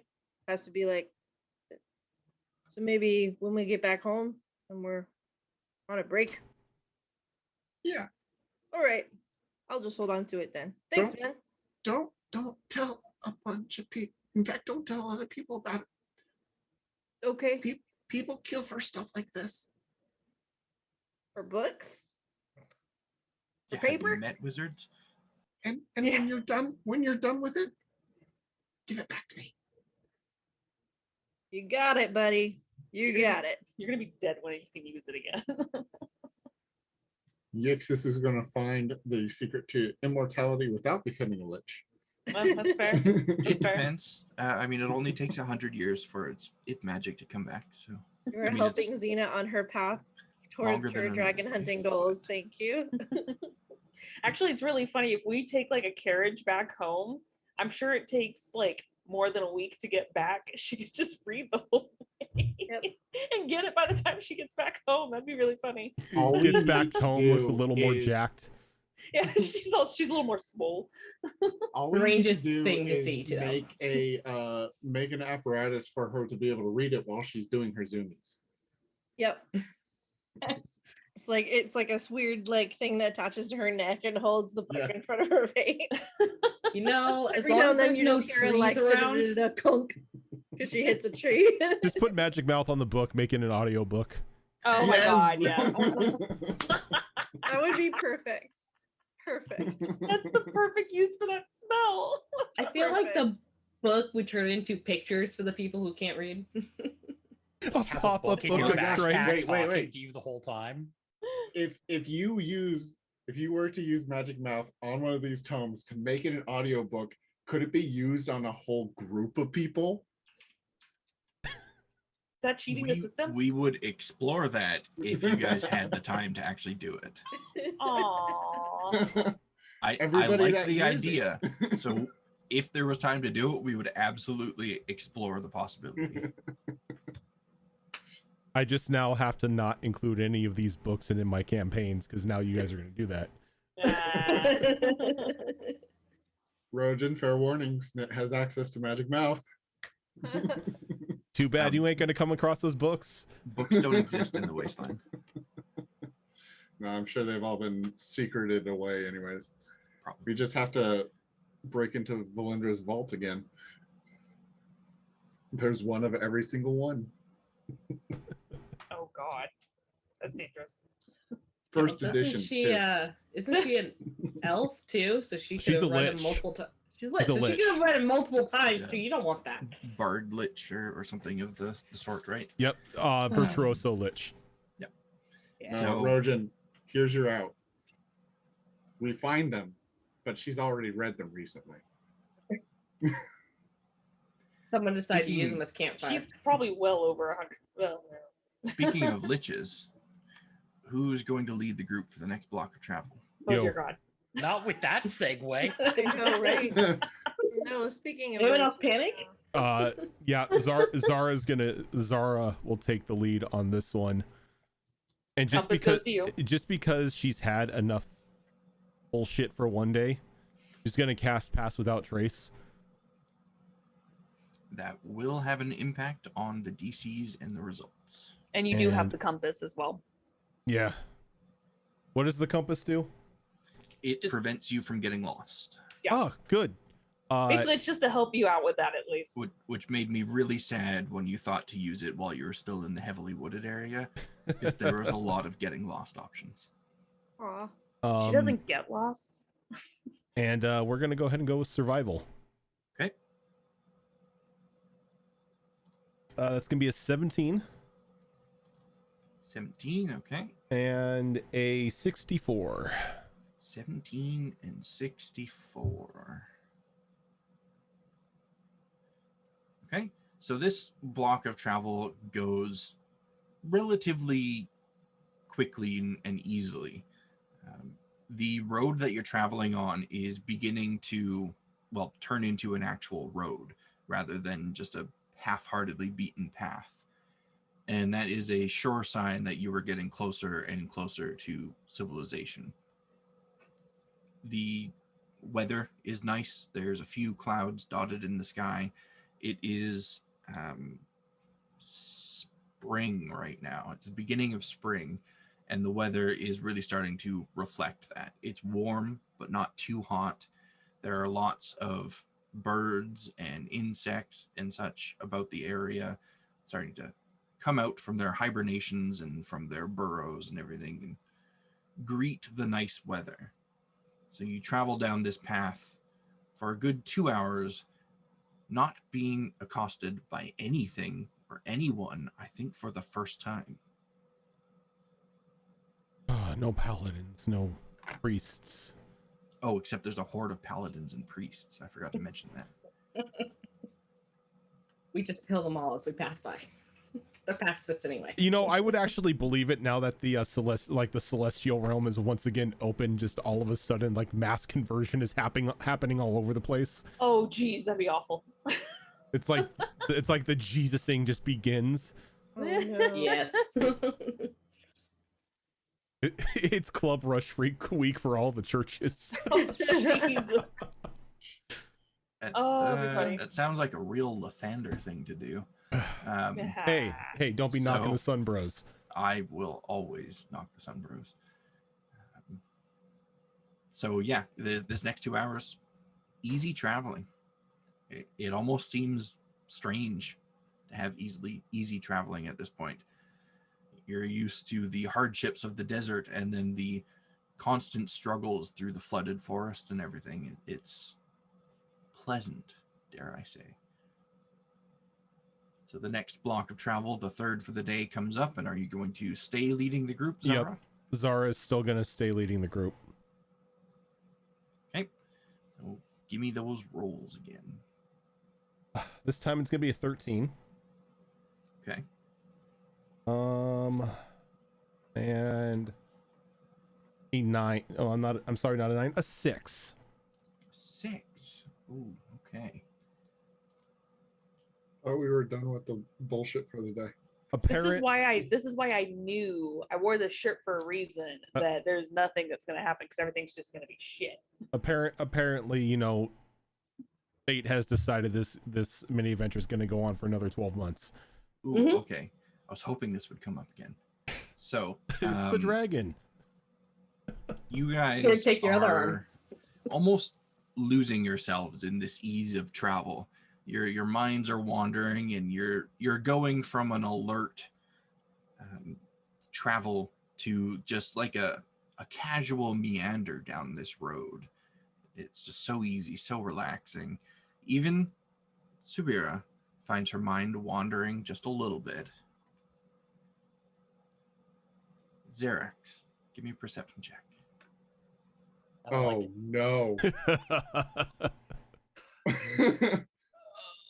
First of all, to a check from him. Second of all, I think I know what this is. Hey, it's mostly the travel world, so the problem. Wow, I've got a great modifier, but 9. 9. I take it Okay. back. Just throw those dice away. Just throw them away. Burn them all. Well, they're his chaos dice. Oh god. You know what? I think No, they're you actually still, my DM dice. They roll nothing but high numbers when I'm doing that. I think you're still going to catch on to this just because of the nature of your character. You just won't have quite as much information about it. So as you are wandering down this road with your group, you're just kind of looking around, enjoying the scenery, enjoying the terrain. It's all still very new to you and very refreshing. It's a nice change from the dunes of the desert. And you happen to look around up in the sky at the clouds and see the sun is just past its midway point in the sky at this point, and look around a little bit more, and then the sun is also on the horizon over there. And wait, sun can't be in two places. Wait, this is familiar. Oh no. You've seen this once before in the desert, where there was 2 suns in the sky. Insert John Heck. Williams intro right now. Planar portal. Remind me what the range on that is? Give me a sec. Let me find it. There we go. 1 mile. 1 mile. That'll do it. Yeah. You detect the quickly fading essence of a planar portal 1 mile diagonally up into the sky from where you are. In the Suspiciously where direction. the second sun is. Near that second sun. Yep. Zara, why is there a second sun? I'm sorry, what? Point. Why the hell is there a second sun? You know we're from the desert, right? It's called Tatooine. Also, You couldn't help yourself, could you? I couldn't. it possibly is a portal to another plane. Hmm. That's unsettling. Is there anything we can do about it right now? Scream, run, Is pretend it doesn't exist. It Is is it my professional behind us? opinion that now is the perfect time for To everyone to panic. panic. Is the sun this portal in front of us or behind us? Where we're walking. Point to it. Is it in the It direction where we're is walking? To the north of you, which is not the direction you're going, not entirely. You are going to the We're going more south no. west. Well, west southwest. Xerax, I It want you is to keep an kind eye of to the north. on the sun, the fake sun, just in case something comes out. Okay. I I'd- shall watch the fake sun. You're the expert on portals. I'm leaving it in your capable hands. I wouldn't say expert. You're the only one here that knows about them. Fair. So, Xerax, there's still a little bit of time left in this particular block of travel. So, give me. What do I want this to be? Give me a nature roll. As you're watching this second sun as you guys continue down the road. 13. Okay. So you are able to determine that this second sun is a creature of some kind, as it seems to be moving slightly about the area of the sky that it's in. And the longer you look at it, the harder it is to focus on its exact distance from you guys. It feels like it pulsing in a strange way that makes it seem at one moment that it's really close to you guys, and then the next moment seems really far from you guys. This is, you're able to determine, a creature that likely came through a portal that is no longer there, and it seems to be tracking you guys, going in the same direction as you guys. Maybe it's just a coincidence, happens to be in the same area as you guys for a second time.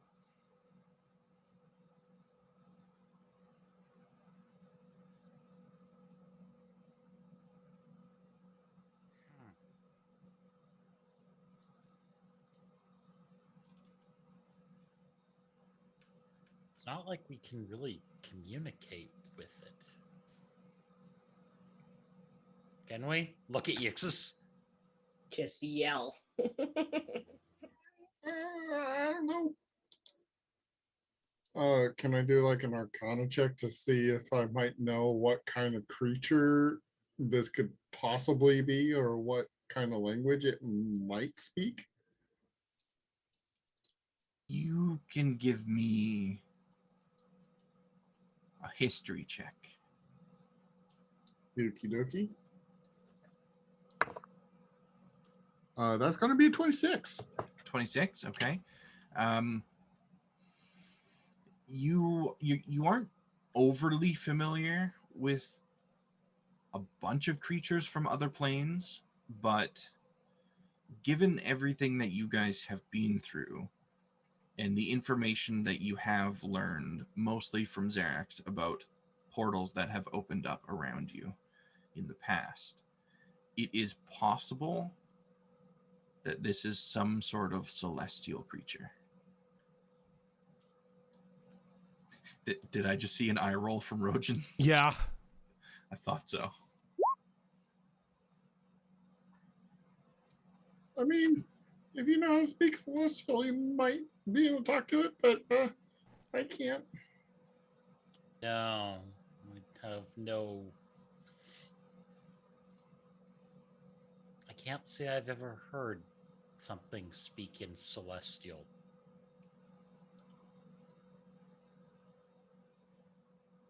I'm the opposite. I speak to creatures and beings on the opposite end of that spectrum. Demons? Demons. It's demons, isn't it? Wait, they all speak different languages? There are Yeah, hundreds of languages. I speak like 7 different languages. Why doesn't everyone just speak common? It's a very, very good question. You should ask them. It's Very mysterious when he says that. No. Okay. She's gonna yell at it. That's like, it's a really dumb question. You should find out your own answer to that. Yeah. She might take you literally, though. No, she won't yell at it. I mean, you can if you want to. Don't tempt me. You just try not to be as impulsive. Try and be in the cure world. Lena looks around confused. What are we doing? The Hopefully second leaving. sun up there is a creature of the celestial variety. Okay. There's mild curiosity of why it's there. Again, Is it in our way? Like it's just kind of chilling it's up there. right? Yeah, it doesn't appear to be trying to hinder your progress or in any way. I mean, it's a bright orb, so you don't know if it's like watching you or it just happens to be in the area and is paying you no mind. It's almost impossible to tell at the moment, Eh, but it's so there. there's a second sun. Big deal. Let's go.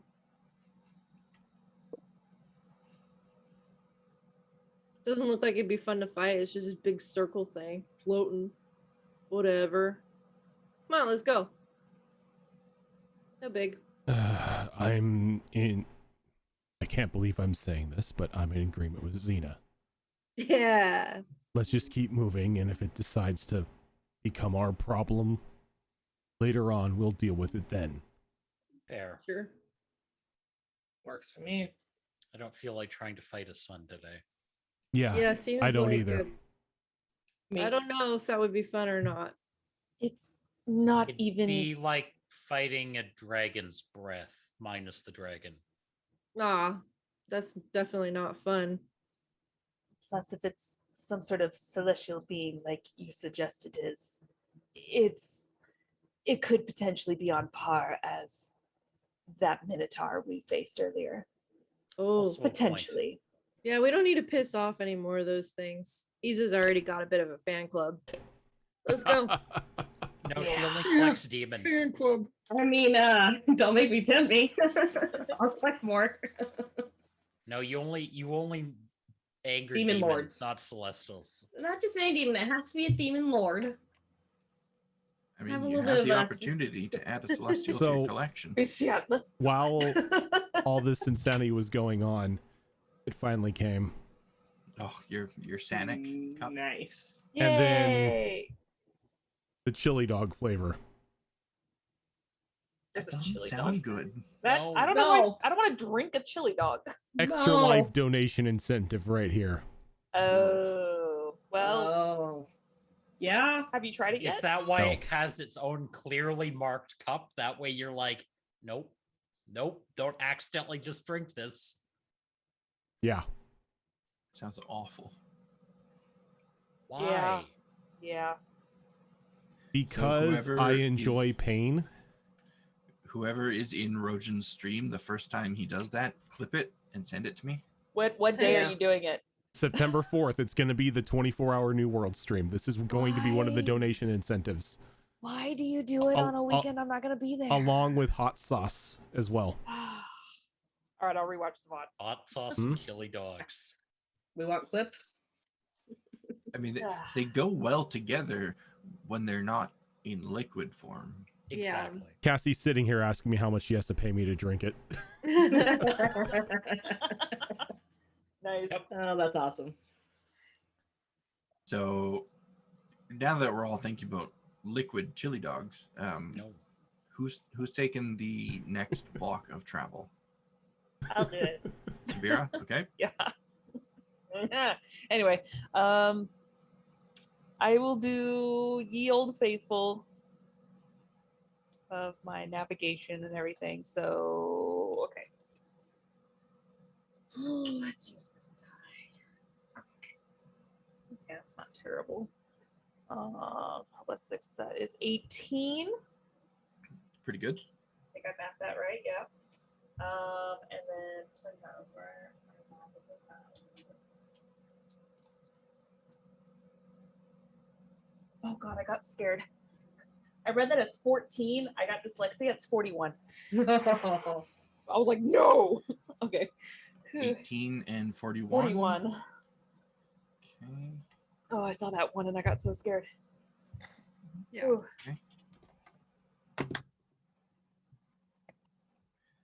Okay. Ixis, Yes. I need you to roll me a d10 and a d20.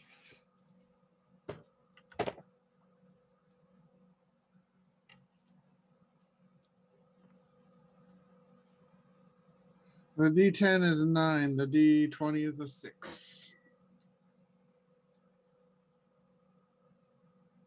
Ooh, okay. I didn't even cast any spells, man.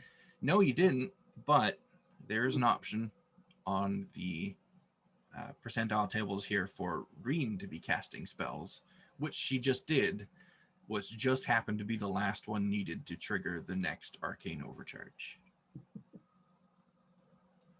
Do I feel it starting to go? You do not. You Because usually I'm do. trying to pay attention to that. You usually do when it's one of your spells that triggers it. Okay. But this is the first time that it's one of Reen's spells that has triggered it. So it is a bit of a surprise. So what is the material for this? Okay. What you do realize at the last moment, which will not give you enough time for any sort of reaction, it'll just give you enough time to realize what's happening, is in your bag, in your component pouch, there's a little vial of water, which you notice begins to glow. And right when you look into your component pouch and see the water, it occurs to you that this is likely going to be another overcharge. And then there's a burst of light that catches everyone's attention, centered right on Yixis. And as the light fades, you can see a little bit of faint bluish smoke or steam or mist of some kind rising from his arcane scarring. But nothing seems to happen. Not at first, anyway. You all kind of stop and look around, looking for the spell that was triggered, or the thing that was summoned, or whatever else it is that seems to happen every time this overcharge is triggered. But there's nothing. And as you're all kind of getting yourselves together and saying, okay, well, I guess nothing happened, let's continue down the road, you all feel a rumbling in the ground beneath your feet. And then there's the sound of rushing water from about 30 feet away behind you. Great. And as you turn around, you see this large tidal wave of water rising up from the ground and rushing directly towards all of you. And I need everyone to give me dexterity saving throws. Can Zara maybe cast Dispel Magic? Zara cannot. Is this an effect that I can see? Yes. Okay, because I get advantage on that. All right, dexterity, so natural 20 of 22. Okay. 18. Okay. Oh, why? I rolled low for both. I do not Oh. make that save. I don't either. Nope. 9. That's like sub 10 rolls, ain't they? Pretty sure I failed with the 9 as well, even though I had advantage. Bullshit. Pretty sure I failed with an 11. The DC for my spells are 16. I got a 9. This one is using the DC of Reen's spells. Oh, then we're all fucked. Yeah, no hope. So anyone that rolled a 19 or lower has failed the save. Oh no. Well, I got it ready for for 9, a tidal so. wave? All of us? So let's do the damage first. Should have brought out more D8s. No.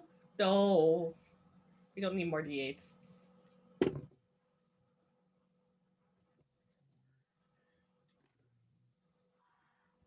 is not good for you guys.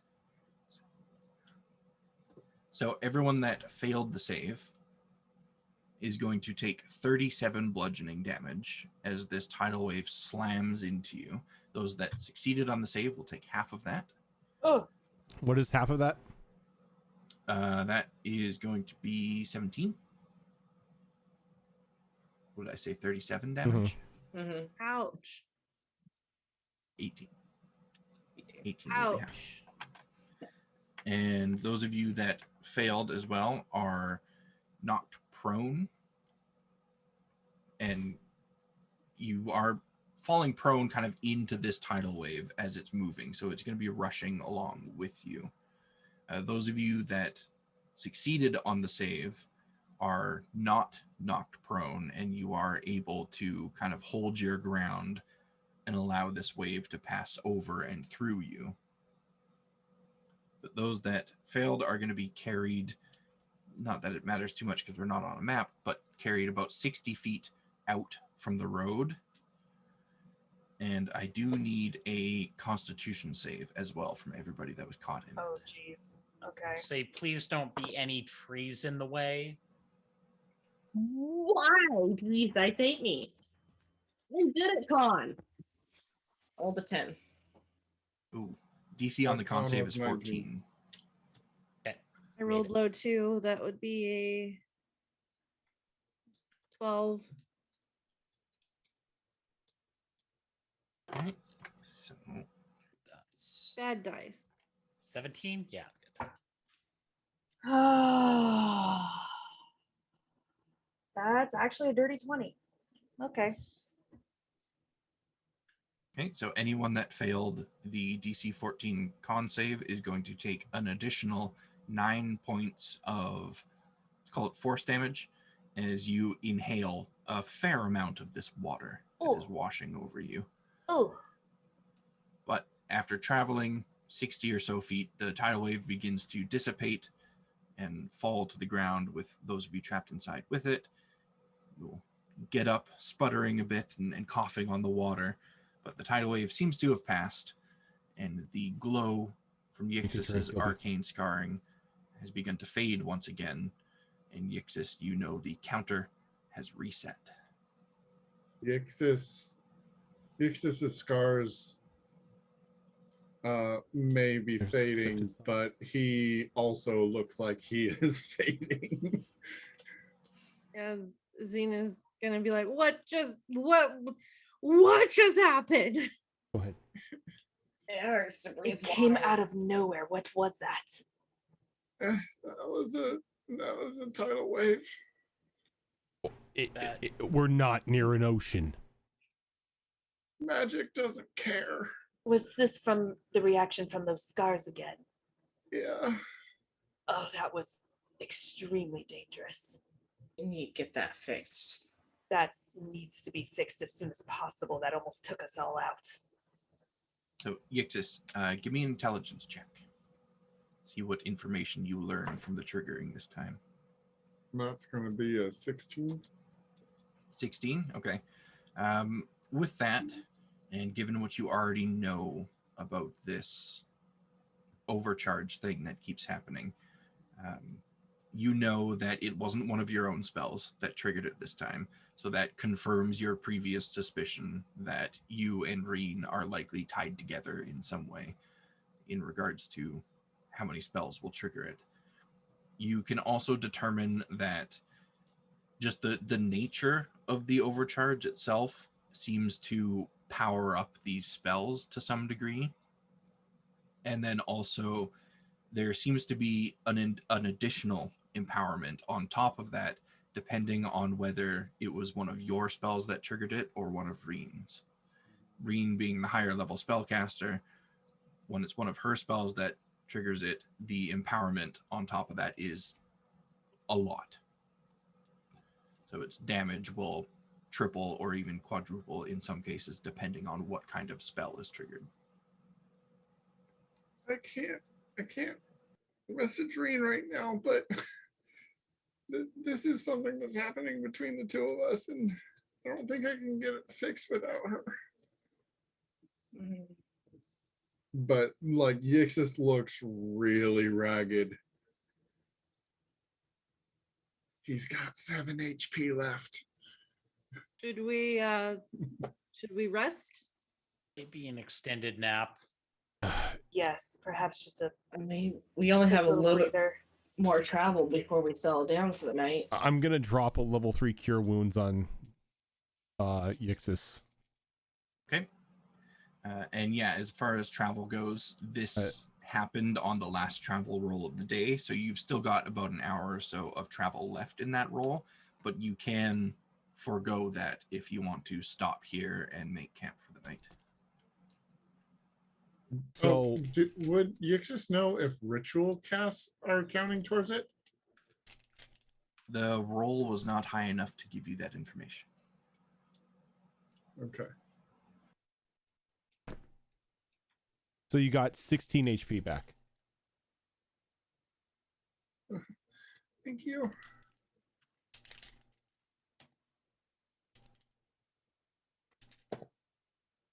Actually, give me another intelligence check. 'Cause I feel like Yixis keeps pretty good track of what spells he's casting and when. Okay, that one, it's just straight up int bonus. Yep. That There's no one's a stat 22. on it. Okay, yeah, you are confident in saying that ritual spells likely don't trigger it, because you casted 3 identifies back on the short rest, and Mhm. you casted several spells, more than 2, or more than 1, I should say, back in the battle with the goblins. So if the rituals were going to trigger it, it would have triggered on the short rest. Oh, okay.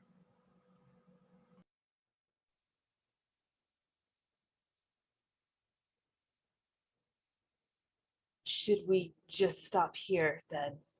As it seems like most of us are a little waterlogged. Yeah, it may be a good idea.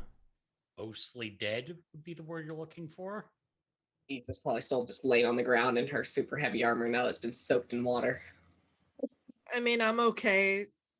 Xena's not okay, but she's saying that she's okay. I could keep going. She tries to dry off her feather outfit. Just let me And in empty the water on reality, my how boots. is Xena looking? Xena's looking really rough. I think Like, a lot of half us rough. are. I mean, Probably not as Zara- rough as you guys, but pretty rough. if Zara says we should stop, we should probably stop. Before we have to carry our corpse back to Dagger Tree in a cart, we probably should rest. Yeah, whatever's best for the group, you know. Xena, you look like death. It's In not case you very just nice throw to tell a rocks. lady. So No, you look like death. And trust me, I know death. And your makeup washed off with all that water. Yeah, it's smearing everywhere. You've got like okay, this big that's old it. smear. We're camping. We're camping. It actually looks a little weird because one's going back this way, and the one's kind of like Just- almost a black eye. It's amusing. Yeah, it kind of looks like you I- tried to put the makeup on while you were still asleep. I didn't know makeup can make your mouth look that big. Okay, we're done. Let's stop all of that. She like puts an arm in front of her face and just. So camping? Yes, camping. Yes. Yixis walks up to Xena and he just taps her. He goes, "Here, let me help." And he takes her hand and he draws a rune on her hand. It's Puerto.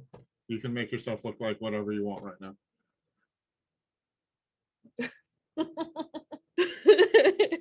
With makeup that looks nice.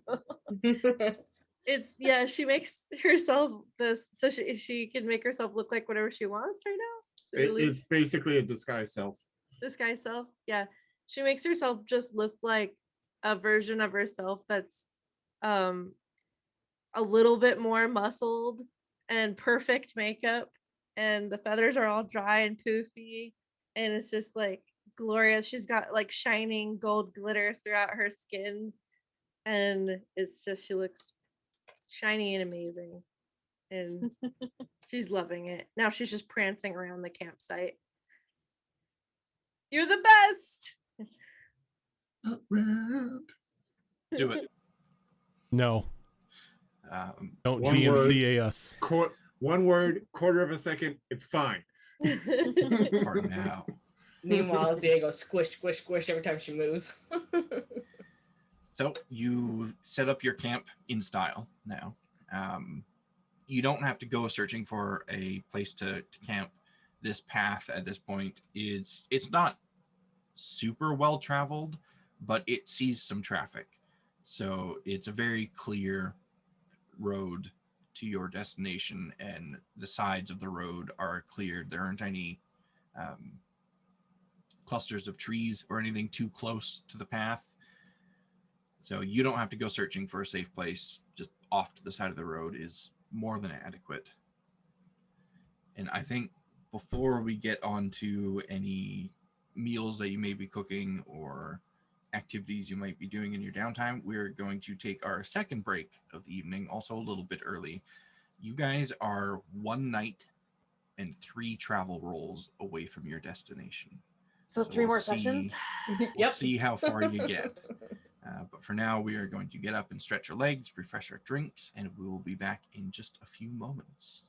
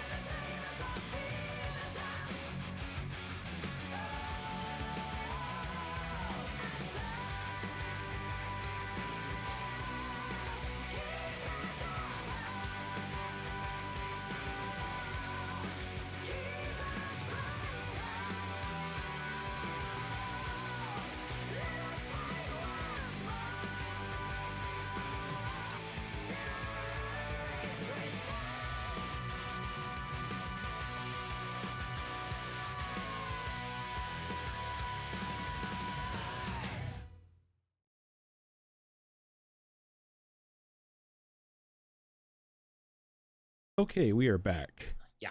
So the chili dog flavor is not going to be an extra life incentive. Why you like it? I opened it up and like tried to smell it. It like destroyed my room, and it smells like burnt styrofoam and onion. Oh, Oh. So I'm That's why you Not do it out in okay. the kitchen. so it's going to stay sealed with a no written on the label along next to the French vanilla. And it's just gonna sit up like in camera view as a meme. What's wrong with the French vanilla? No. Oh, I was okay. told to put it in milk, and it Yeah. curdled. Oh, Ooh. maybe Nope. it's supposed to be warmed up. Ooh. I'm thinking it should be maybe warmed up, but too much work. Nope. So No, I'm good. I'm good. I mainly ordered it for the cup, and I got a free thing of peach rings, like the peach ring flavor. So I think the idea was people weren't supposed to drink the chili dog flavor. It was just there as the meme, and a that's gag. why they gave you the free thing of peach rings. And somebody's Oh. gonna, there's a person People out there or- going, "This is pretty good." People, Yep. there are people who unironically like it. That like they've done like taste test videos and say they actually like it. They say I mean, I've they heard say worse. they say it smells horrible, but it tastes exactly like chili dogs. Well, But then. it's just like, I don't believe it. if I want chili dogs, I'll go down to Wiener Schnitzel. Yeah, those are probably the same people that like take their leftovers and just throw it in a blender and drink it. Oh, no, no, please. No, No. Oh, now I'm thinking about Gross. soggy bread, and soggy bread's the worst. So, Nope. speaking of soggy bread, are you guys making anything for your dinner, or are you just relying on the rations that you have? And I mean, we have something like 16 pounds each of moose jerky. that you do. I mean, it depends on the hunters. So I say don't risk it. Let's eat the jerky and just rest. yeah, Yeah. So Iza's willing to. I mean, if Zara's willing to stop Iza as Iza goes to leave to go hunting, then she'd stop. Because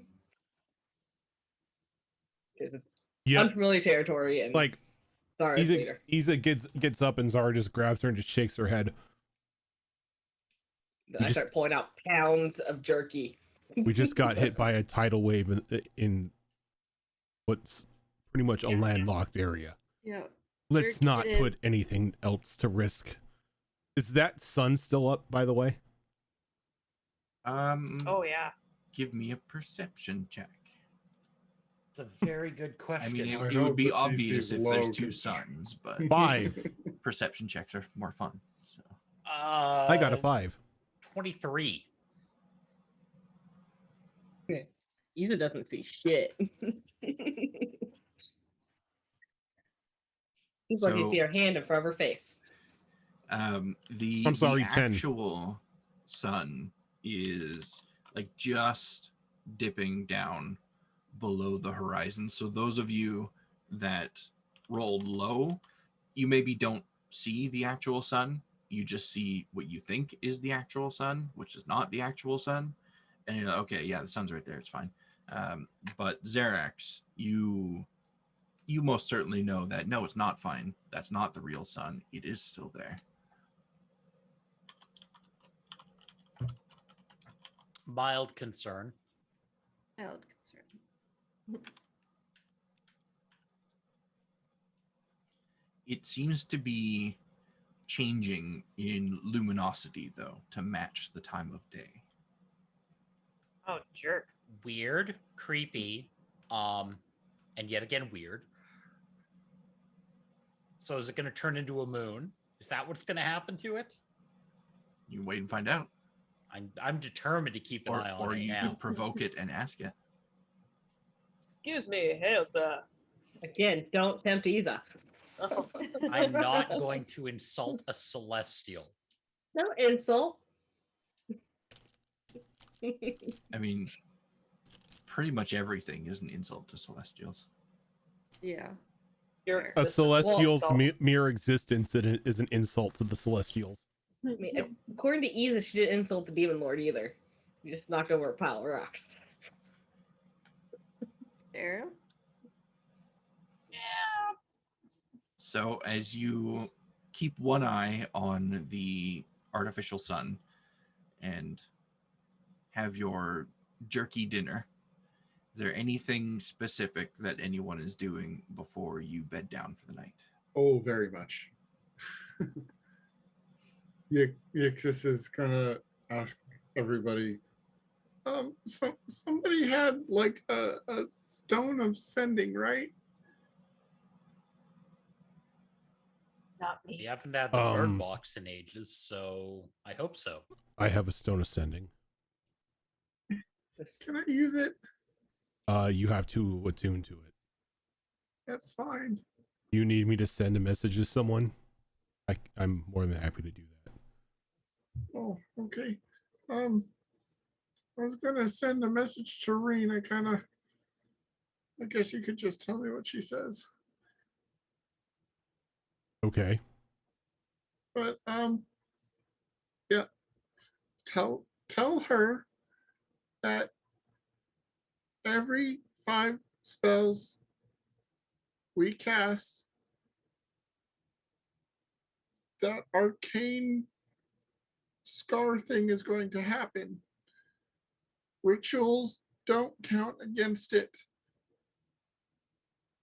But it happens for both of us at the same time. Okay. And use the ascending stone. Okay. Ixis says that every 5 spells cast causes the arcane scars to act up. Rituals don't count. She kind of like looks over at Ixis for like the last part of what he said. You've got 8 more words. Are you pooping? Cast We were all spells thinking wisely. it. We were all thinking it. Cast spells wisely. Well, no, I'm thinking we have a sending stone and sending amulet, and the stone's connected to that paladin. No, he has a sending stone. He has the sending stones were a pair. They only talk to each other. Yeah, No, there is two No, different objects. I have the Let's amulet. talk I about- have the amulet yeah. ascending. You also have one of those 2 sending stones, and But he I- has the other one. Yeah, but I'm using the amulet ascending. I'm not using the sending stone. And, I and was Zara confused. Zara does know which is which because she's used the amulet to contact Zael. To get yelled at by times. get yelled at and ignored by Zael. I just literally my head went because I heard stone and went, oh god, are we telling this to the paladin? If it was the first time either one was being used, I would absolutely make it a roll. I think Zara. I think I would just like had Zara intentionally send it to the paladin to confuse him. Oh no. That's She could be holding both items at the same time. He's still Yeah. out in the desert somewhere waiting for you to respond to that first message he sent. She responded. Yeah, but he was still talking because he thought his message was Oh. still going through. So when he realized you were talking, he stopped talking, and then he asked you to repeat that, but that didn't go through because it was already done. And then he's just like, "What's going on? I'm dumb." His Oh ego is my. really I low. love this. So Can't fix that. there's 5 more words. If there's anything else you want to say, otherwise the message will go through. Are you okay? Okay, so you feel that message has been delivered, and almost immediately you do get a response from Reen. I'm fine. I'm in Delure. I noticed the scars. I hit a priest with a snowball. He's in Delore. He's fine. She noticed about the scars. She hit a priest with a snowball. Yixis will do exactly what I just did and start and keel over laughing. On that last roll on the table, you rolled Snowball Storm. Oh no. Did she kill the priest? Priest is fine. It happened in the cathedral. Stop is that priest and who is that pristini? Oh It's no. Lathander. No, no. If it's in Delore, the only temple that's in Delore is the Temple of the Beer Paladins. Yeah, I had it listed as Moradin was the cathedral. That's what I have in my notes. I don't remember if that's what it actually is, though. Man. I mean, he's pretty hitting a beer forgiving, though. paladin with a snowball, it'd be like, I guess. Oh no, you're right. So There is a Temple of Moradin inside Delore. Oh, Yeah, because it's like a dwarven place, right? Yeah, and he's there's like the dwarf. Yeah, there's god. there's a Temple of Moradin, and then there's the temple of the Beer God. Oh, that's hilarious. That's awesome. Yeah, so her response may have been a bit of a surprise to Zara, but Yixis does know through the last message that he sent in her response that she said she was going to go to Delure because she knew where that was and she didn't know where you guys were, and then you would meet up from there. I don't know if Yixis shared that information though. I feel he would have. I don't think I said it in game, but I feel he would have. There's been plenty of time to talk. So that is the message that came through, and the tone of her voice sounded much, much better than it has in really any of the other times that you've spoken to her.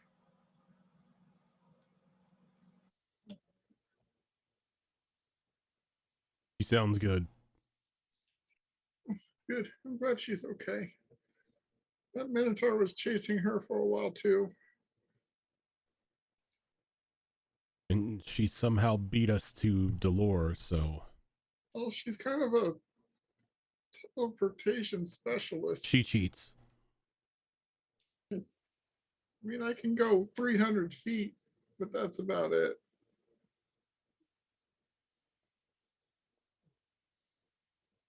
Give it time, you'll be able to go 300 miles. Well, especially if I can keep learning from her. I think if that was the case, you would have to remain outside of Dagger Tree. You would probably have to stay with her in Delore or wherever she goes. Somewhere Yeah, I could not do that near for a little bit. people that you could hurt. Oh, yeah, she and I definitely need to get this thing fixed. Mm-hmm. It's probably going to take some time. Sooner the Yeah. better. Especially since you both cast spells quite frequently. It'd And be nice. and it- Can you It imagine seemed- the destruction of what would happen if that tidal wave hit one of our towns? Well, I mean, it seems like when it triggers for me, it's not so bad, and I have a little bit of control over it. But that's also because I'm not as strong a caster as she is. But when it triggers from her,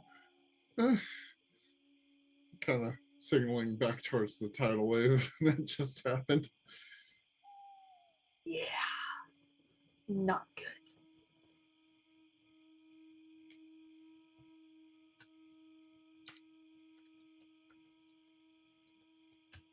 And Yixis is going to check up on Synecdoche Snake. It appears to still be sound asleep. The housing that you've crafted for it, the nest, the home, if I recall correctly, you did your best to make it water resistant when you were beginning to pass through the flooded forest. So Yeah. it looks like the tidal wave hasn't really impacted it much. You see the egg that it ate is a little further digested than it was previously, and you expect that being a newborn and just having a huge meal, it's probably going to be pretty dozy for a day or two before it really perks up and starts to get to know its new father. Okay. And just give it gentle little scritch between the eyes. And it And does a then little tuck it away. shiver again, and you see the arcane light travel down its body. And tuck it back in. Yeah, just wait till it gets bigger. Turns out it's an anaconda-sized flying snake. Heck yes. I mean, you guys never saw the parents that it came from. Mm-mm. You just found the eggs. Yeah.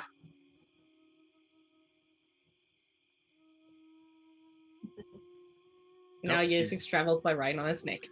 Pup, You never know. can you bring that dome up? Oh, yeah.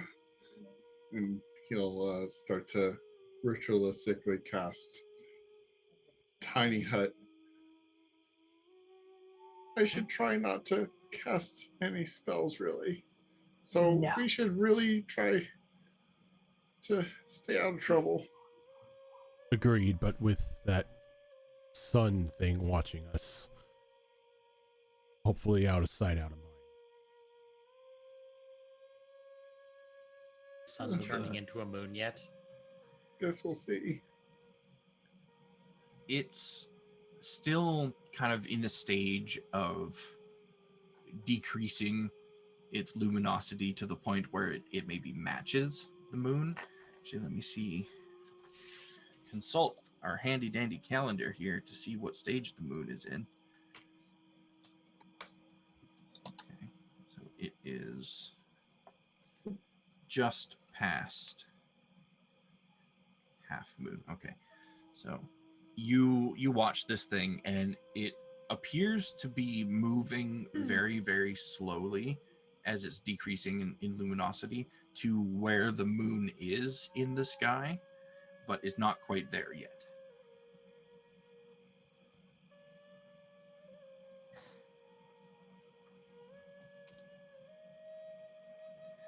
Is there anything or anything else rather, that anyone is doing before night watches, or are you even taking night watches?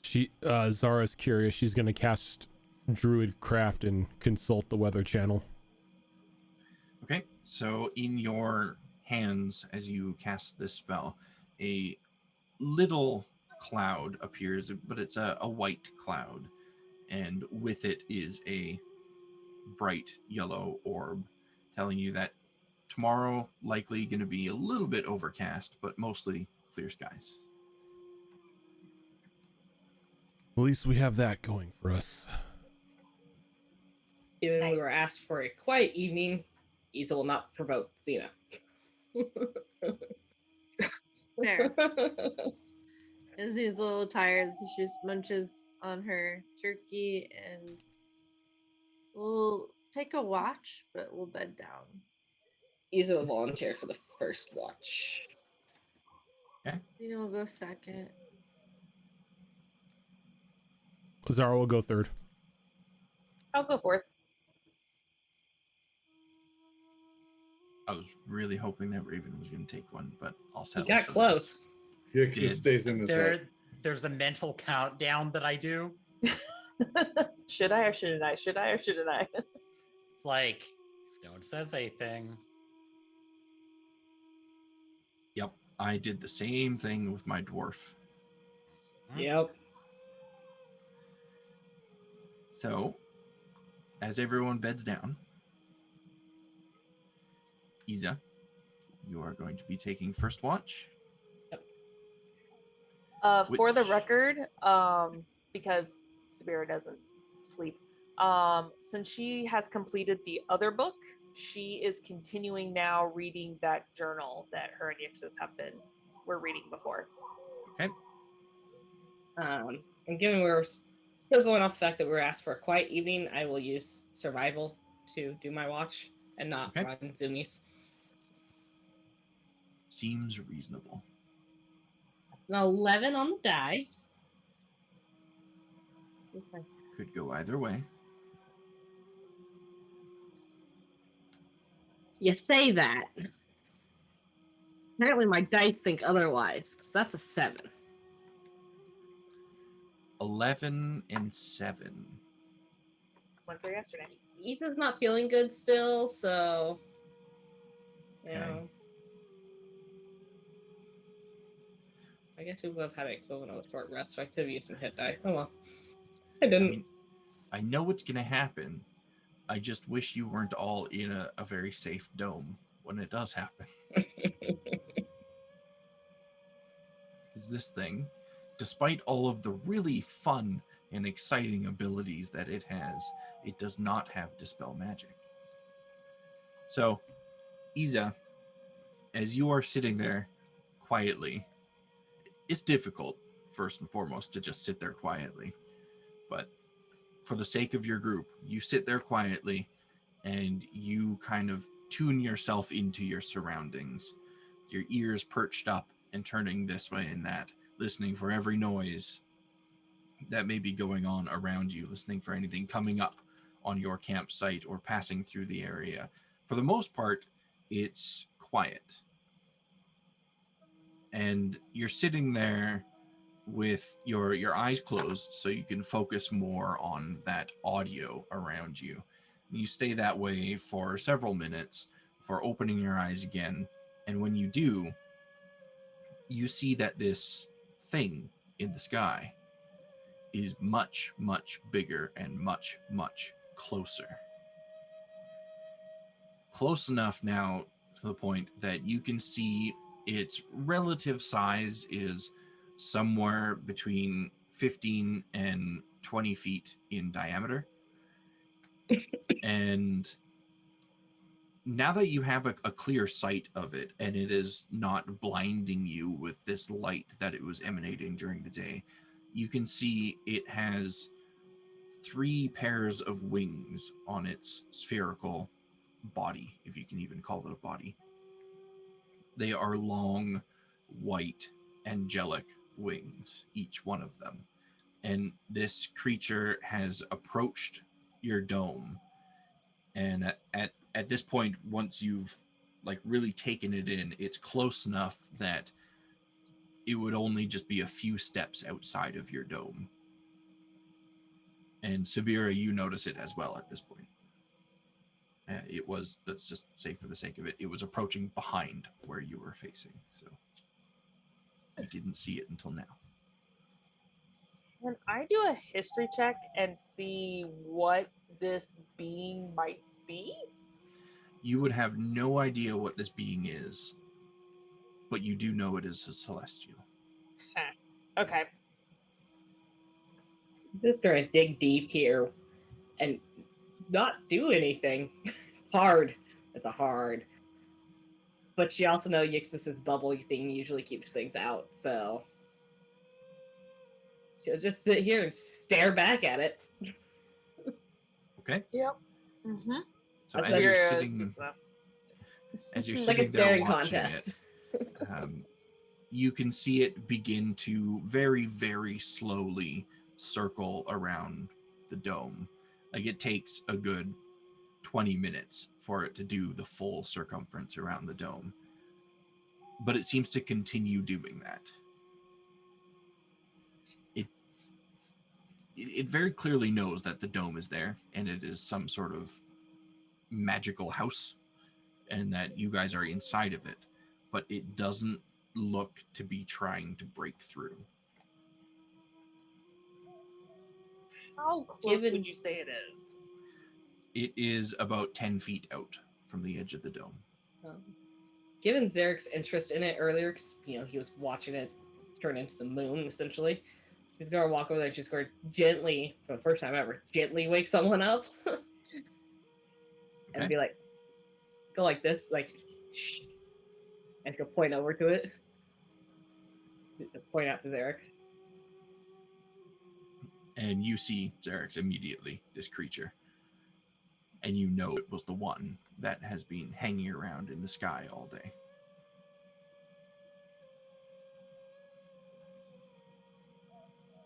It's watching us. Doesn't seem like it can get past the barrier.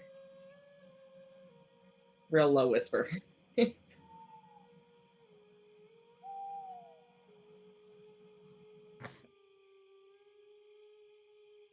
I think you are muted, sir. Why is it there? Mm. It seems curious. A celestial that's curious. It's unsettling how close it is to us. Celestial's not normally curious. They usually don't give a shit what we do. Now, when you say curious, are we talking like angelic, feathery wings? Or are we talking like Yes. Its wings are the three pairs all seem to be sprouting from either side of this spherical body, and they are long, white, angelic, feathered wings. okay, so this isn't like a celestial moth then? No. Here, I will actually grab a picture here and show you now that you can see a clear view of it. I mean, wings tell you a lot about things. They do. It's like, are you useful, or are you the equivalent of like a moth smashing against a lamp? Like, what are Link you? here that I am dropping in chat is a picture of what this creature looks like. And the spherical form of its body is like 15 to 20 feet in diameter. So it is a very large creature. Oh, If Where where did if you I drop catch it? Oh, it's in the chat. The Discord? Twitch. chat. Twitch. Which If Ah. I reach out and catch it, do I get 150 house points and win? I was just about to ask that. That looks like the Giga Snitch. Are you able to catch something that is 20 feet in diameter? Yes. I am a Gnoll. Challenge accepted. I have hold person. all I can think is it's a It good is thing not a Keo person. isn't here. Oh yeah, she would have been after this thing the moment that you guys saw it. Either is going to continue her stare down until the next watch, unless someone else tells her to do something else. I mean, he is Watch. visibly just like staring. Just as It- long as it doesn't do anything hostile, I think we're fine. It looks. You know what? Can I do an insight check and just see if its attitude is just like curious, or is it like a predator stalking its prey, or Sure. something? Reading its body language. Sure. You can read the body Spherical language body. of the flying beach ball. I mean, You never know. I mean, ease of mind if it was going to hurt us, it would have tried something earlier. okay. 16. 16. Perhaps unsurprisingly, it's difficult to read, but this creature, at this point, you know that it has been watching you, and Right. it is now circling around your dome of safety. It's here for a purpose. You can't quite tell what that purpose is.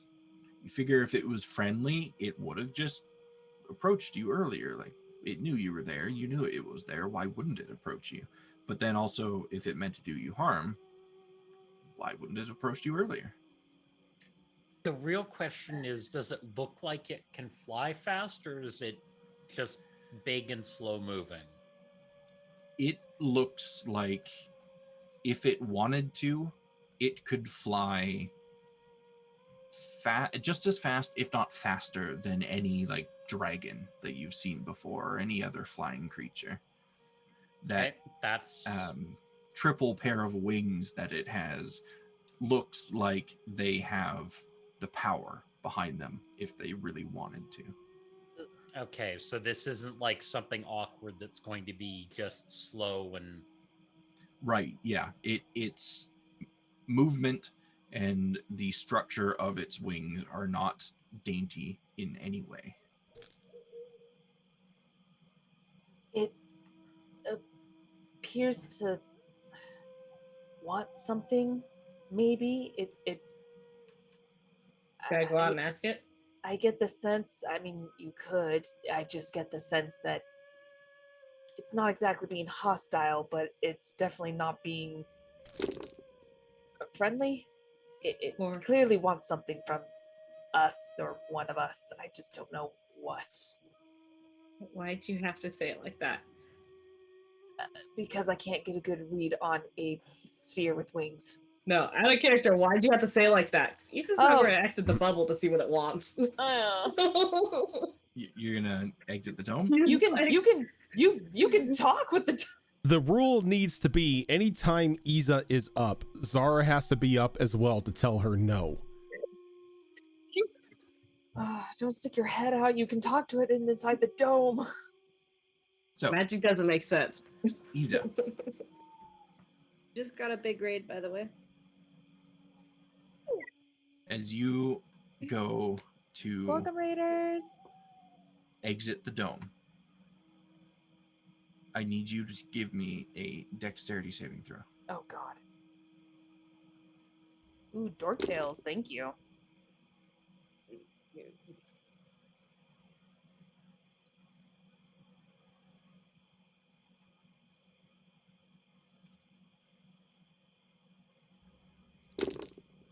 For once, this die liked me. That's gonna be a natural 20 for a 23. Okay. Oh Yeah. shit. And if I can take half damage, then You will I would be like to taking use no my evasion. damage. Okay. You will be taking no damage. This dexterity save was just to see whether or not you could pull yourself back into the dome in time. As right as you start to pass through the barrier of this dome, this creature just in a blink of an eye charges straight at you. Oh. And right before it's going to make impact with you, you manage to pull yourself back in, and it rebounds off of the surface of the dome as it strikes it with a very loud thud. Kind of bounces off and almost gets pushed back to the kind of 10-foot perimeter that it was at, and then just resumes its patrol around the dome. I don't think it wants to talk. And I don't think it sleeps either. It may just wait it out. I'm more continue the rest of my watch, keeping an eye on it the whole time.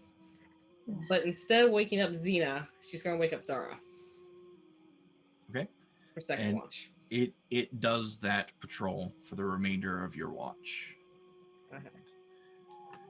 It's a little bit unnerving having this thing slowly circle you like a predator would. And you can go ahead and wake up Zara for that second watch. Why are you waking me up? So I don't think you want Xena thinking that thing's a dragon. Or point over to that thing. A ball with wings. That's the celestial that was watching us, according to Xerix. That's what celestials look like, balls with wings. Apparently. Kind of, yeah. I tried to go out and ask it what it wanted, and it tried to hit me. Did anyone try talking to it? I tried to step out to talk to it, and it tried to hit me. I don't think she realized that we can just talk. I'm gonna call out to the floating orb. Floating ball, what is it that you want?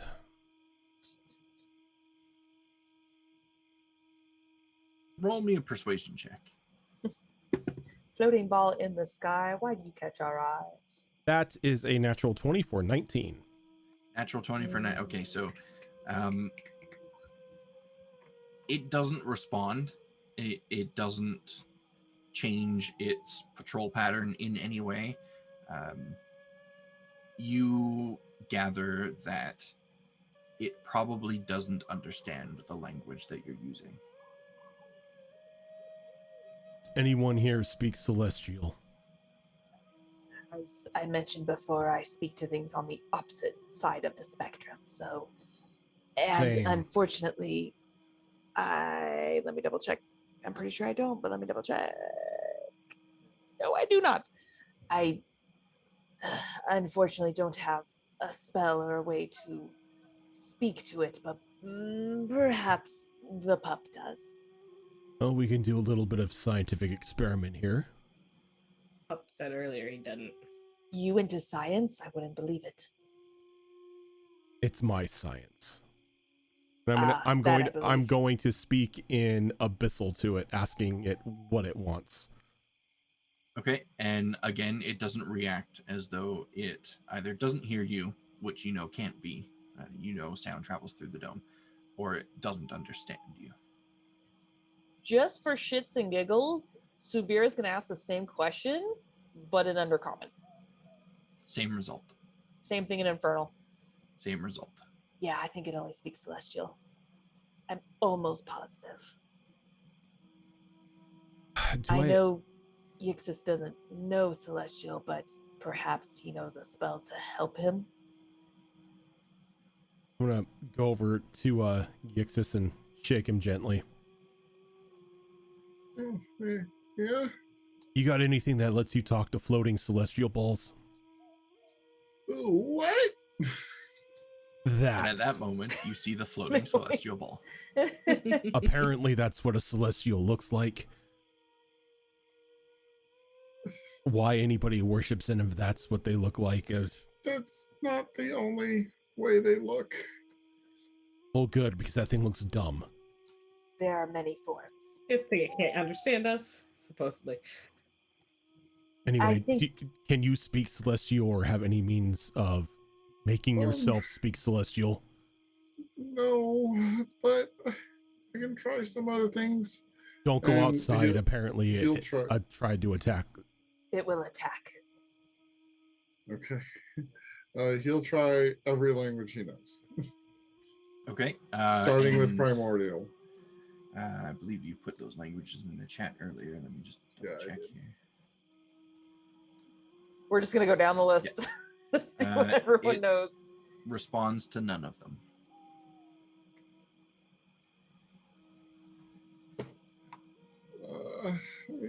Oh.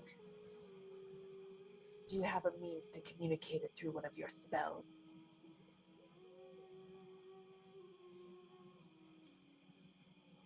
No. Then I'm afraid we are just to wait for the dome to drop before it attacks us, apparently. I don't like that idea. I don't either. I could recast it. But at I least have the ritual prepared so that when it falls, I just finish the ritual and goes back up. But we can't stay in here hiding from that thing forever. at least if tomorrow when the dome drops, we will be rested and we will all have our spells back. Mm. That way, when a dome drops, if it tries to do anything stupid, the pup can fireball it. This is indeed true. But And I also mentioned it may potentially, and this is no guarantee since I am not aware of the creature, just know of celestial beings, it could potentially be on par with that Minotaur. yeah, what she said. Actually, now that I have an up close view of it, could I do? It'd probably have to be a religion, but could I do like a history or something like that to see if I could identify what type of celestial this is? are you proficient in religion? No. Wait, let me double check. Ooh! I am. I never pick religion on most of my characters. As soon as we I determine am we can talk proficient to in it, religion. Ooh. That's a surprising number of you that are proficient in religion. Yeah, actually. Yeah, if I had realized that, I would have had you guys do some rolls sooner. Yeah, so those of you that are proficient in religion can give me a religion roll. Oh, cool. 22. 19. Natural 20 There you go. for 26. Okay, so those of you that got 20 or above, and this kind of makes sense, I guess, since I think it was Yixis and Subiera, and you're both book nerds, have probably seen depictions of something similar to this in some of the books that you have picked through. You don't know really anything about it other than that it is absolutely a celestial. But the depictions that you've seen have been of several of these things being ridden into battle by other celestials. And Subira, you have seen at least 2 separate depictions of these things where they are standing, well, I guess not standing, floating by themselves at the front of like a large army of creatures with their wings spread, a large halo around them, and several arrows of radiant light at different points in that halo, like bow and arrow type of arrows. So, assuming that depiction is of something that this creature can actually do, it likely has an ability of some kind that allows it to attack with ranged arrows. She'll actually go ahead and relay that information to everybody. This thing's dangerous. It is meant for battle. Wonderful. Well, everyone who's awake anyway. Well, Xena yeah, is everyone who's awake. blissfully ignorant. Zena's the one Also, person she does not want to wake hearing this. She's just snoring. On the note of repeating rituals, because I don't think it's ever come up, the way that I treat recasting rituals is anytime you redo a ritual while a different version of that same one is active, it basically just resets the timer. You don't have to wait until the current one runs out. It doesn't suddenly disappear and then reappear. It just resets the timer. Okay. Eva probably didn't hear anything about what it was either, because she went to sleep as soon as we determined we couldn't talk to the damn thing. That's fair. She was like, all right, there's nothing we can do. I'm going to sleep. So pretty much the 3 spellcasters plus Xerax. If Zarek stayed up. I mean, I'm not intending to fight it, and I need rest, so Those spellcasters. Okay. Yeah. And All of Eva you, woke up Star with the intent of having her watch, so she went to sleep. yeah, go to sleep. I'll watch this thing. I'll keep it in my peripherals. Okay, so Zara, if you want to go ahead and give me your watch rolls. I think since she's watching this thing, I guess perception would be the best thing to go off of. Makes sense. That's an 8. An 8. It's right in front of you, bro. But I rolled a It's 90. distracting. I rolled a 98 on the percentiles. Okay.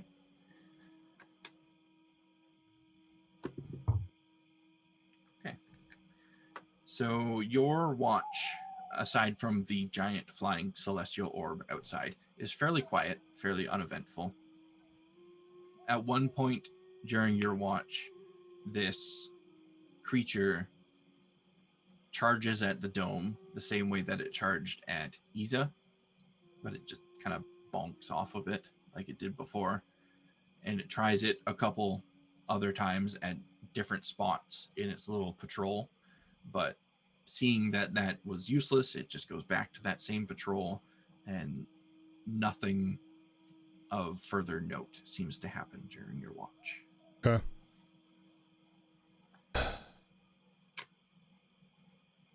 She looks over at Xena.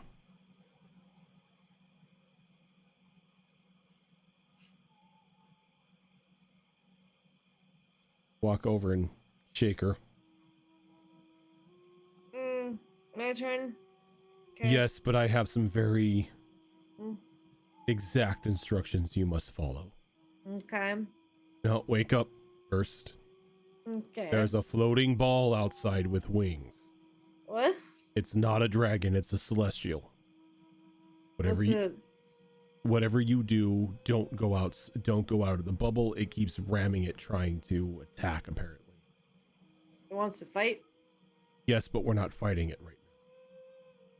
Remember, Not Minotaur yet. might be on par with Minotaur. It might be on par with that big minotaur that we fought, if Hmm. not worse. We're resting now, and once we have all of our spells, if we need to fight, we'll be on better ground. We kind of got messed up today. So just Agreed. keep an Wait eye on for it. more favorable conditions. Keep an eye on it. Don't leave the dome. Oh, and it doesn't Alright. understand any languages we speak unless you speak Celestial. Nope. Yeah, so yelling at it's not going to work either. Okay. And she's going to lay down and go back to sleep. Okay. Xena's gonna go up to the edge of the bubble and peer at the ball with wings. How close And- are you getting? She's not leaving the bubble. Okay. She like is kind of looking at it and does like tries to communicate with it with hand gestures and emotions, Okay. and tries to get across like a what the fuck. So right when you do Pantomiming me. that, it charges again at the edge of the dome, right at the God. spot that you are standing next to. Now, aside from just that being alarming, this does tell you some information, because you know that nothing can see through the barrier of the dome, which means Xena that forgot that. this creature likely has some form of blind sight or tremor sense, which would be weird because it's a flying creature, but something that allows it to see without the use of eyes. Oh. Weird. Okay. And Xena will just have a seat and take out some stuff that she uses to sharpen her axe and just kind of starts doing that. Okay. And for the watch, I guess she can't do zoomies. She can't do her usual stuff. Zoomies are off limits tonight, Zoomies are unless off. you just do a very tight circumference of inside the dome. Just start trampling over everyone. Yep. Probably We're all getting bother. kicked tonight. That's not easy for once. Oh, excuse me. That will bother the group. So,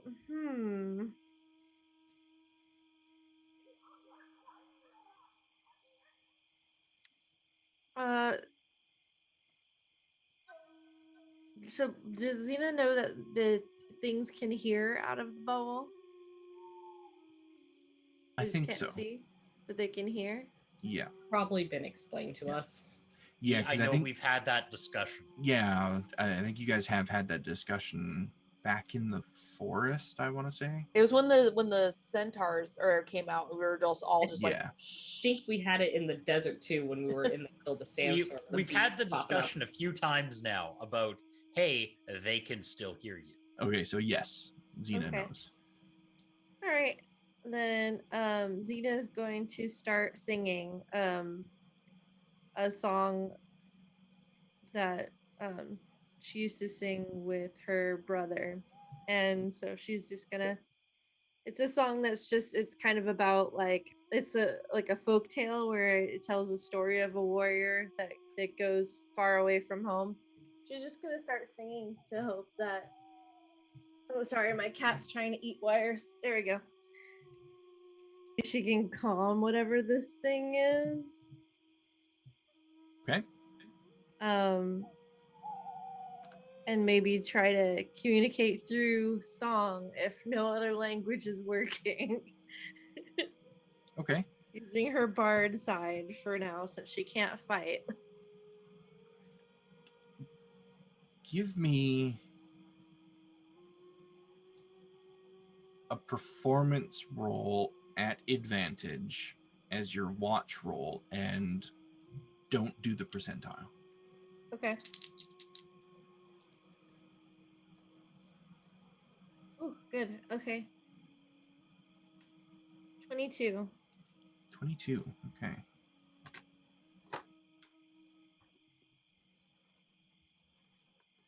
Okay. So you begin to sing this song and tell this folktale, knowing that your voice is going to be traveling out beyond the dome. And your story goes on for a couple of minutes. And after a while, you noticed a little bit of change in the pattern of this creature as it's doing this patrol around this dome. It seems to be bobbing up and down a little bit, almost in tune with the folktale that you're singing. And it continues that way until it circles around back to the point where it had charged at the dome when you were standing at the edge of it. And it stops. And it turns in a way that if it had eyes, it would be looking at you, like directly at you within this dome. And as your story kind of reaches this climax of this warrior's adventure, this creature almost begins to act it out in a way, dashing to and fro quickly and manifesting these bright radiant arrows shooting at some invisible creature that isn't there, as though it is pretending to be the warrior in this song. And then it calms down as your story begins to come to a close, and it slows the beating of its wings so it's not quite so intense, and it bobs very slowly up and down in the spot where it had stopped patrolling. And when your story comes to an end, this celestial creature does a little pirouette on the spot in which it floats, where it tucks in its wings and spins very quickly, and then spreads them out and stops in place. And as it does, you see a thin, bright yellow light appear in a vertical line behind it, which quickly spreads open into some sort of portal. And this creature bows, if a sphere could bow, in your direction. Xena returns the bow. And it floats quietly backwards into the portal, which closes behind it. And Xena the waves. creature and the doorway disappear. Hey, Sabira, did you see any of that? I think You I just see her connected just with- staring like the fuck. You saw all of it, Sabira. Dude, Celestial likes music and good stories. I mean, that's one of my best. Huh. She is not gonna tell Xena that she knows this creature is usually a creature of war. And the fact that it's like a war hero song probably like flattered it maybe. She's just gonna be like, huh. Interesting. Dude, me and that ball. I think we had something. I think it appreciated the story. Yeah. So much so that it satisfied it. But will it come back now is the question. But for now, you sated it. Cool. Interesting. Maybe I can be friends. Maybe it'll want to help me kill a dragon sometime. You know He what? was At gonna this ride point, into I wouldn't battle. put it. At this point, I wouldn't put it past it if that was the case. Cool. You said it's probably really powerful, right? It's always good to have powerful Yeah. friends, right? That's Cool. very true. If it likes music, I can there's hope for it yet. Do you know any other songs? Yeah, most of them are about different battles, but If it ever approaches us again, switch it up and see what happens. cool. On it. Interesting. Huh. Okay then. I mean, that song that I sang is usually better with me and my brother. It's kind of a two-part thing, but I kind of made do. So Is that why you went a little higher at one part and a little lower at another part? yeah, It wasn't an octave thing, it was actual parts. yeah. He's got the higher voice. Ah. Interesting. Yeah. Where is your brother? Oh, he's out doing stuff. He left a while ago. Is he a warrior? Nah, he's lame. Define lame. What is he doing? He's exploring somewhere. I think he went on some mission. It was a Don't long know if time it was ago. an important mission or anything. He said he couldn't say. Probably an important mission. He's pretty boring though, so I doubt it. But you never know. He trained with me a lot. I mean, he could fight, but he always avoided fights. And the lame. But I miss him. How long ago did he leave? A couple years ago. I think years. Time is weird. So he could potentially show up sometime while we're out and about. I think I'd know if he was, dead. I don't feel like he's dead, so I'm pretty sure he's out there being lame with other people. Is he your only sibling? Yeah. As far as I know, anyway. You know how things can be. Unfortunately. Are your parents still alive then? Dad is. He's back at home. No, so you Also could lame. potentially still have siblings if that's the case then. Yeah. All But he right. taught me how to cook. Dad's a good cook. Interesting. Mom died, though. I'm sorry to hear that. It's okay. She died in battle. It's all good. It's a glorious death. I have a song about it. I'll sing it some other time. That sounds good. Well, hopefully the rest of this watch goes by without freaking everybody out. Yeah, we'll have to inform the group later of what happened because we were all prepping for a battle if that were the case, since it was kind of coming at us quite aggressively. It's pretty weird that I, of all people, made a battle not happen, right?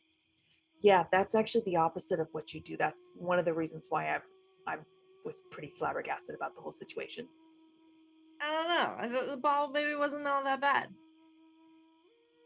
Well, we had no way to communicate with it when we were trying to be diplomatic about it, so. That was your problem. Talking to it? Yeah, maybe you're boring it. No, it literally could not understand us. Maybe it just wanted a good fight, and if it couldn't have a good fight, it accepted a story about a good fight. Well, it could have potentially slaughtered us, so I'm glad for the latter. Cool. All right, I'm gonna go back to my book and yeah, you read ponder that what the hell I paper just stuff. watched. Enjoy it. Yeah. Cool. She's like gonna pull out her journal and make some notes about what the hell she just transpired and be like, good to know. Maybe she'll draw a little sketch of what the thing was and go back to her reading. Xena just kind of quietly sings to herself the rest of the night, playing around with trying to find things that rhyme with big shiny ball and like making up stories about riding into battle on a big ball with wings and the rest of your watch is quiet and uneventful, so you can indeed spend that time thinking about the next glorious bard tale that you're going to tell. There is, I believe, one last watch to happen still, though. So who is going to be taking that last watch? That was me. Sabira, okay.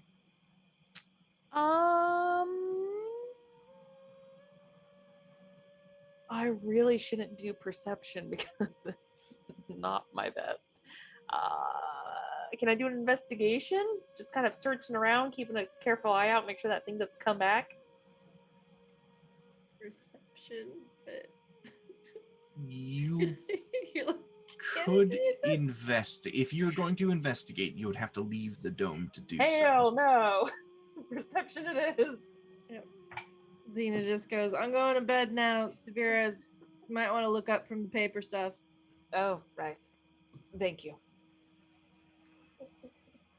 Tried to come up with an argument for investigating within the dome, but I just couldn't do it. I that's fair. That's fair. Okay, so 14. 14, okay. Followed up with that percentile. Oh. 22? 14 and 22. All right. So the good thing is that your watch is uneventful and nothing noteworthy happens. The bad thing is you rolled a 22 and nothing happened. So yeah, the rest of your watch, well, the entirety of your watch is as quiet as the latter half of Xena's. With this celestial creature gone, nothing else passes through the area. Nothing seems to be attracted to the area where the celestial was. Nothing turns its attention on your dome or you or your camp or even the area of the road that you're near. It is a quiet, clear spring night. Sun begins to rise on the horizon as your long rest comes to a close.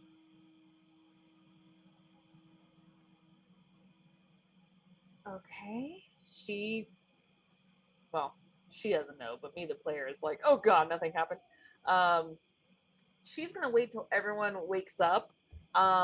This time her victim is going to be Xerax, as she just kind of stares at him, kind of kneeling, just staring at him, waiting for him to wake up.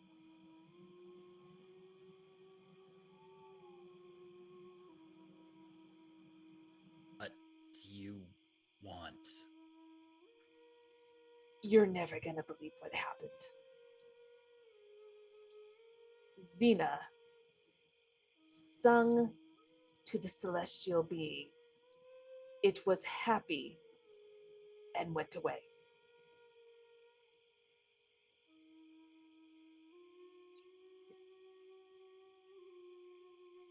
Were you hit in the head during the night? You know, I honestly would not believe it if I didn't witness it myself. I am not one to lie.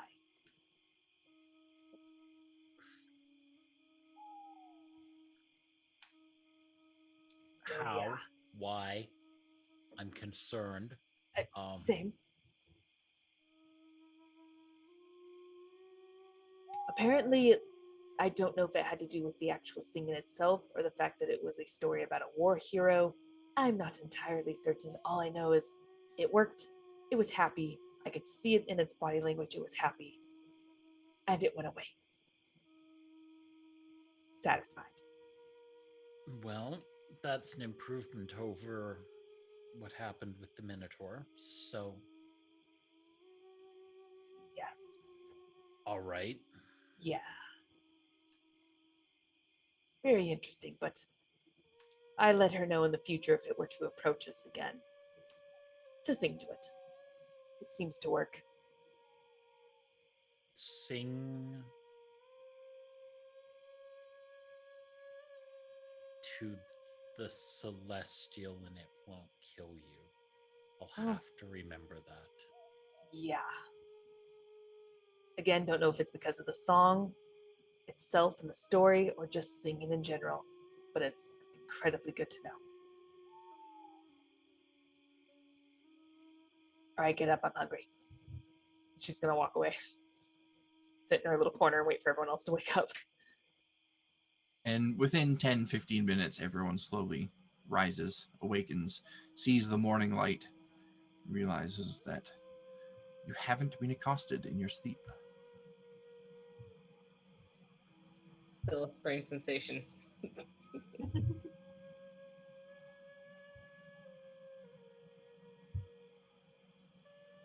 Are we going to eat rations today or should we cook and go? He's just gonna look at Zara for instruction. Let's just eat the rations and get on our way. The sooner we get to Delore, the better. I'm tired of these floating winged balls and tidal waves in the middle of nowhere. I just want to go back home. Did you Like those happen will to stop. make a sketch of that? Oh, yeah. Subira will actually show her. She's got at least 2 pages of notes with a sketch and writing down what she witnessed and everything and what it even did before the song, how it was aggressive and everything, and then how it all changed when she sung, and even wrote down details of the what the song was about, as just in case that's what it liked. She's very thorough, so she has all those details in there. Guys, I think the ball was actually might have been like kind of cool. The sketch itself is a pretty faithful rendition of the creature. You should show that to Reen when we find her again. You may have more knowledge. It's a good idea. You know, She if might- we had to recast the dome, I was going to suggest we maybe talk to that paladin guy and see if he knew anything. I'm glad we don't have to, because he was kind of an idiot. Oh yeah, me too. But he might know Yeah, I about wonder you if know, he's still- religious stuff. You're Wonder if he's assuming he even alive. knows anything. Yeah, I don't think his intelligence is that high. Oh, I'm surprised walking is something that doesn't take concentration for him. It You might. don't know that it doesn't. I mean, you guys all assume that doesn't didn't kill him already.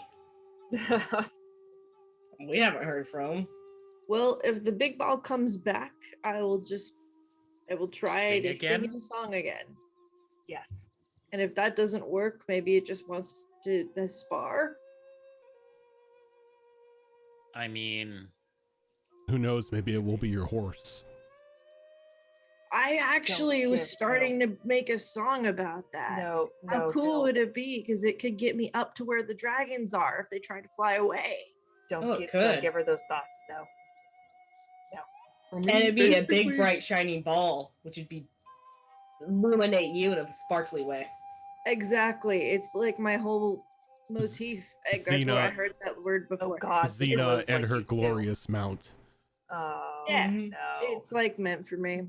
this I mean, seems basically, like a from horrible what I idea. understand, these things typically detest any interaction with us here on this plane. The ball Oh. of They glory. think we're beneath them. That's too bad. We could have been a glorious group. Don't listen to the Xena. I believe you can be a glorious duo. Ugh. Yep. I believe it in would you. certainly You can match do your it. aesthetic. I mean, Perfect. you've already made it Partnership. happy, so that means, you know, I'm still gonna work on it. Maybe it'll like the song that I make about it and me and our partnership against dragons. Maybe it will be inspired to make it true. I mean, you came up with a very creative solution. And, you know, we couldn't figure it out. Good job. Thank you. Yeah. Yeah, I'm still thrown off about the whole situation, but I'm glad for it. Well, Zara told me to stay in the ball. So, in the dome. Sorry. Lots of round things last night. So I was just trying to think of other things I'm kind of good at that I could try. And so I tried that. And it worked. Cool. We kind of had a moment. So on See, to the you can be elf city. glorious in other ways than just battle. Like you're glorious in battle too, but there's other ways to be glorious. Thank you. I wouldn't recommend trying to sing some goblins to sleep, though. Yeah. That's fair. Yeah, there's. I mean, some it might creatures you don't work. want to. You never know. I wouldn't recommend it. Not my first instinct. You could always try for about 6 seconds and see what happens. I don't. Shut up. I don't think goblins have a deep appreciation of the performing arts. I didn't get that vibe. Yeah. I mean, no, they Not have based those on the two drumming. drummers. they Yeah, did. the drumming was And it like, was real bad, though. obnoxious. Yeah. it It was was. very obnoxious. It was terrible ruckus. It hurt my ears. Yeah. Was My the rhythm was real statement simple. Stands.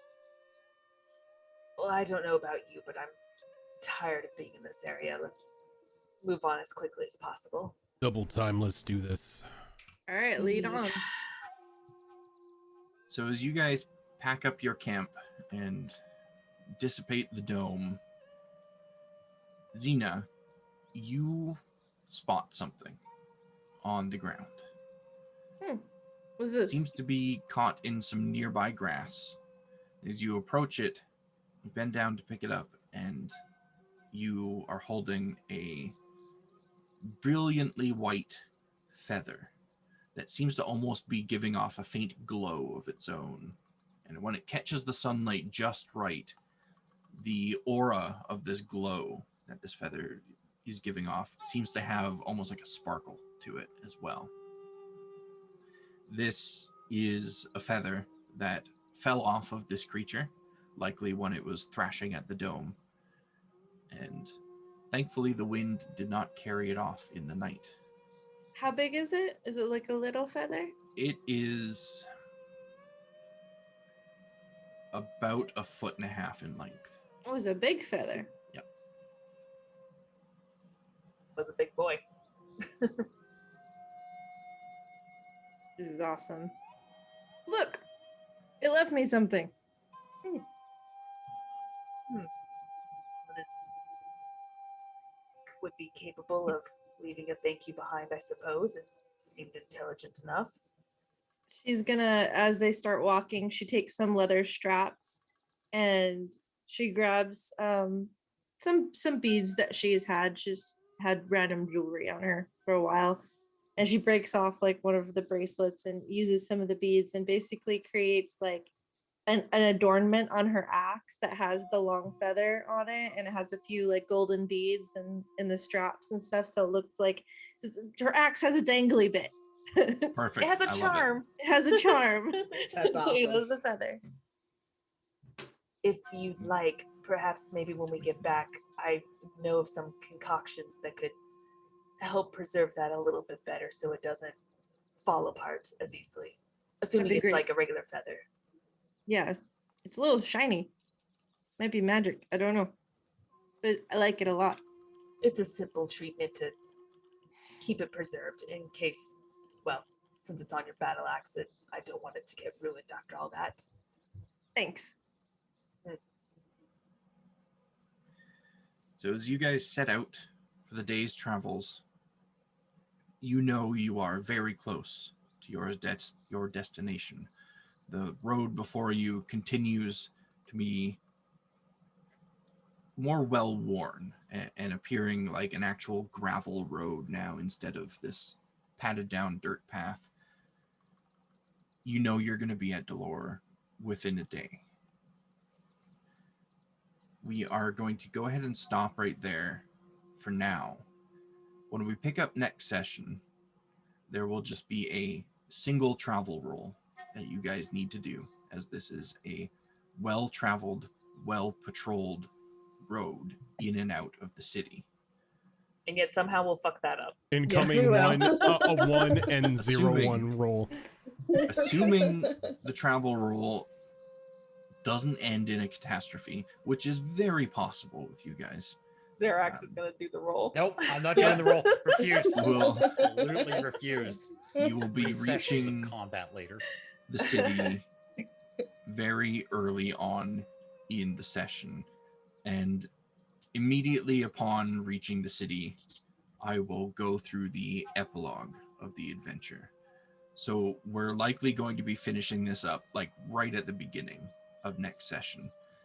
Now, Zorro had mentioned on one of our breaks that perhaps we might be able to do a talk show of some kind to discuss the things that happened in this adventure, the things that you guys maybe missed out on, some aspects of your characters that came to light or were just touched on that we may want to learn more about.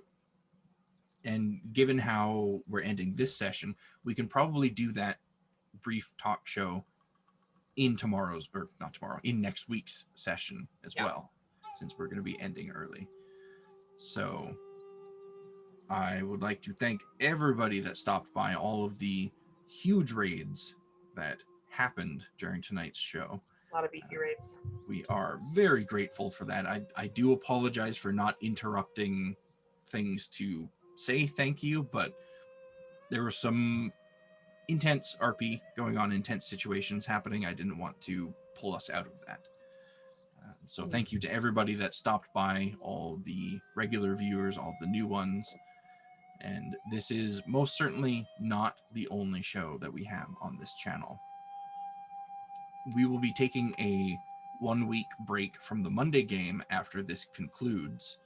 And after that, we will be returning with our Mass Effect 5e campaign, Mass Effect Horizons, DM'd by the lovely Zorro. I think we're all really excited to jump back into that one.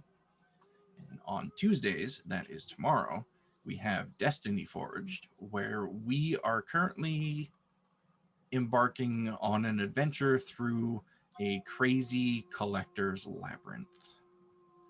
That's going to be an interesting one. I think Fighting putting a off that- Medusa I- of all things. Yeah. a Medusa and a giant rainbow world serpent. We've Which been is putting great. off that task for like a year, so it's going to be fun to finally go through it. We're like, we don't have to go Um, see him right now, right? Right, of course. We also have our alternating Saturday games, Withered Wastes, which is a post-arcane apocalypse type 5e setting that happens in the same world as this campaign, the Tuesday campaign, as well as several of our mini adventures and one-shots. And we also have on the other Saturdays, Wayward Wanderers, which is a Pathfinder 2 Extinction Curse campaign run by Azrin, who you see in chat right now. Aside from that, we also have coming up this Saturday the next episode of our lore talk show, Behold Lore. That is a shorter format show where we talk about anything and everything to do with the creation of this world that so many of our stories take place in. That show specifically is also available in podcasting format on all major podcasting platforms. And If it's you this want, Saturday, yeah, the next one. that's episode 4. 5, 4. No, 4.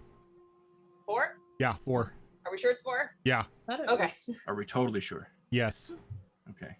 So I guess it's not really a new show anymore. This is going to be the 4th month of it being around. Look, it's only the 4th episode. It's still new. I think Fair. new wears off after episode 10.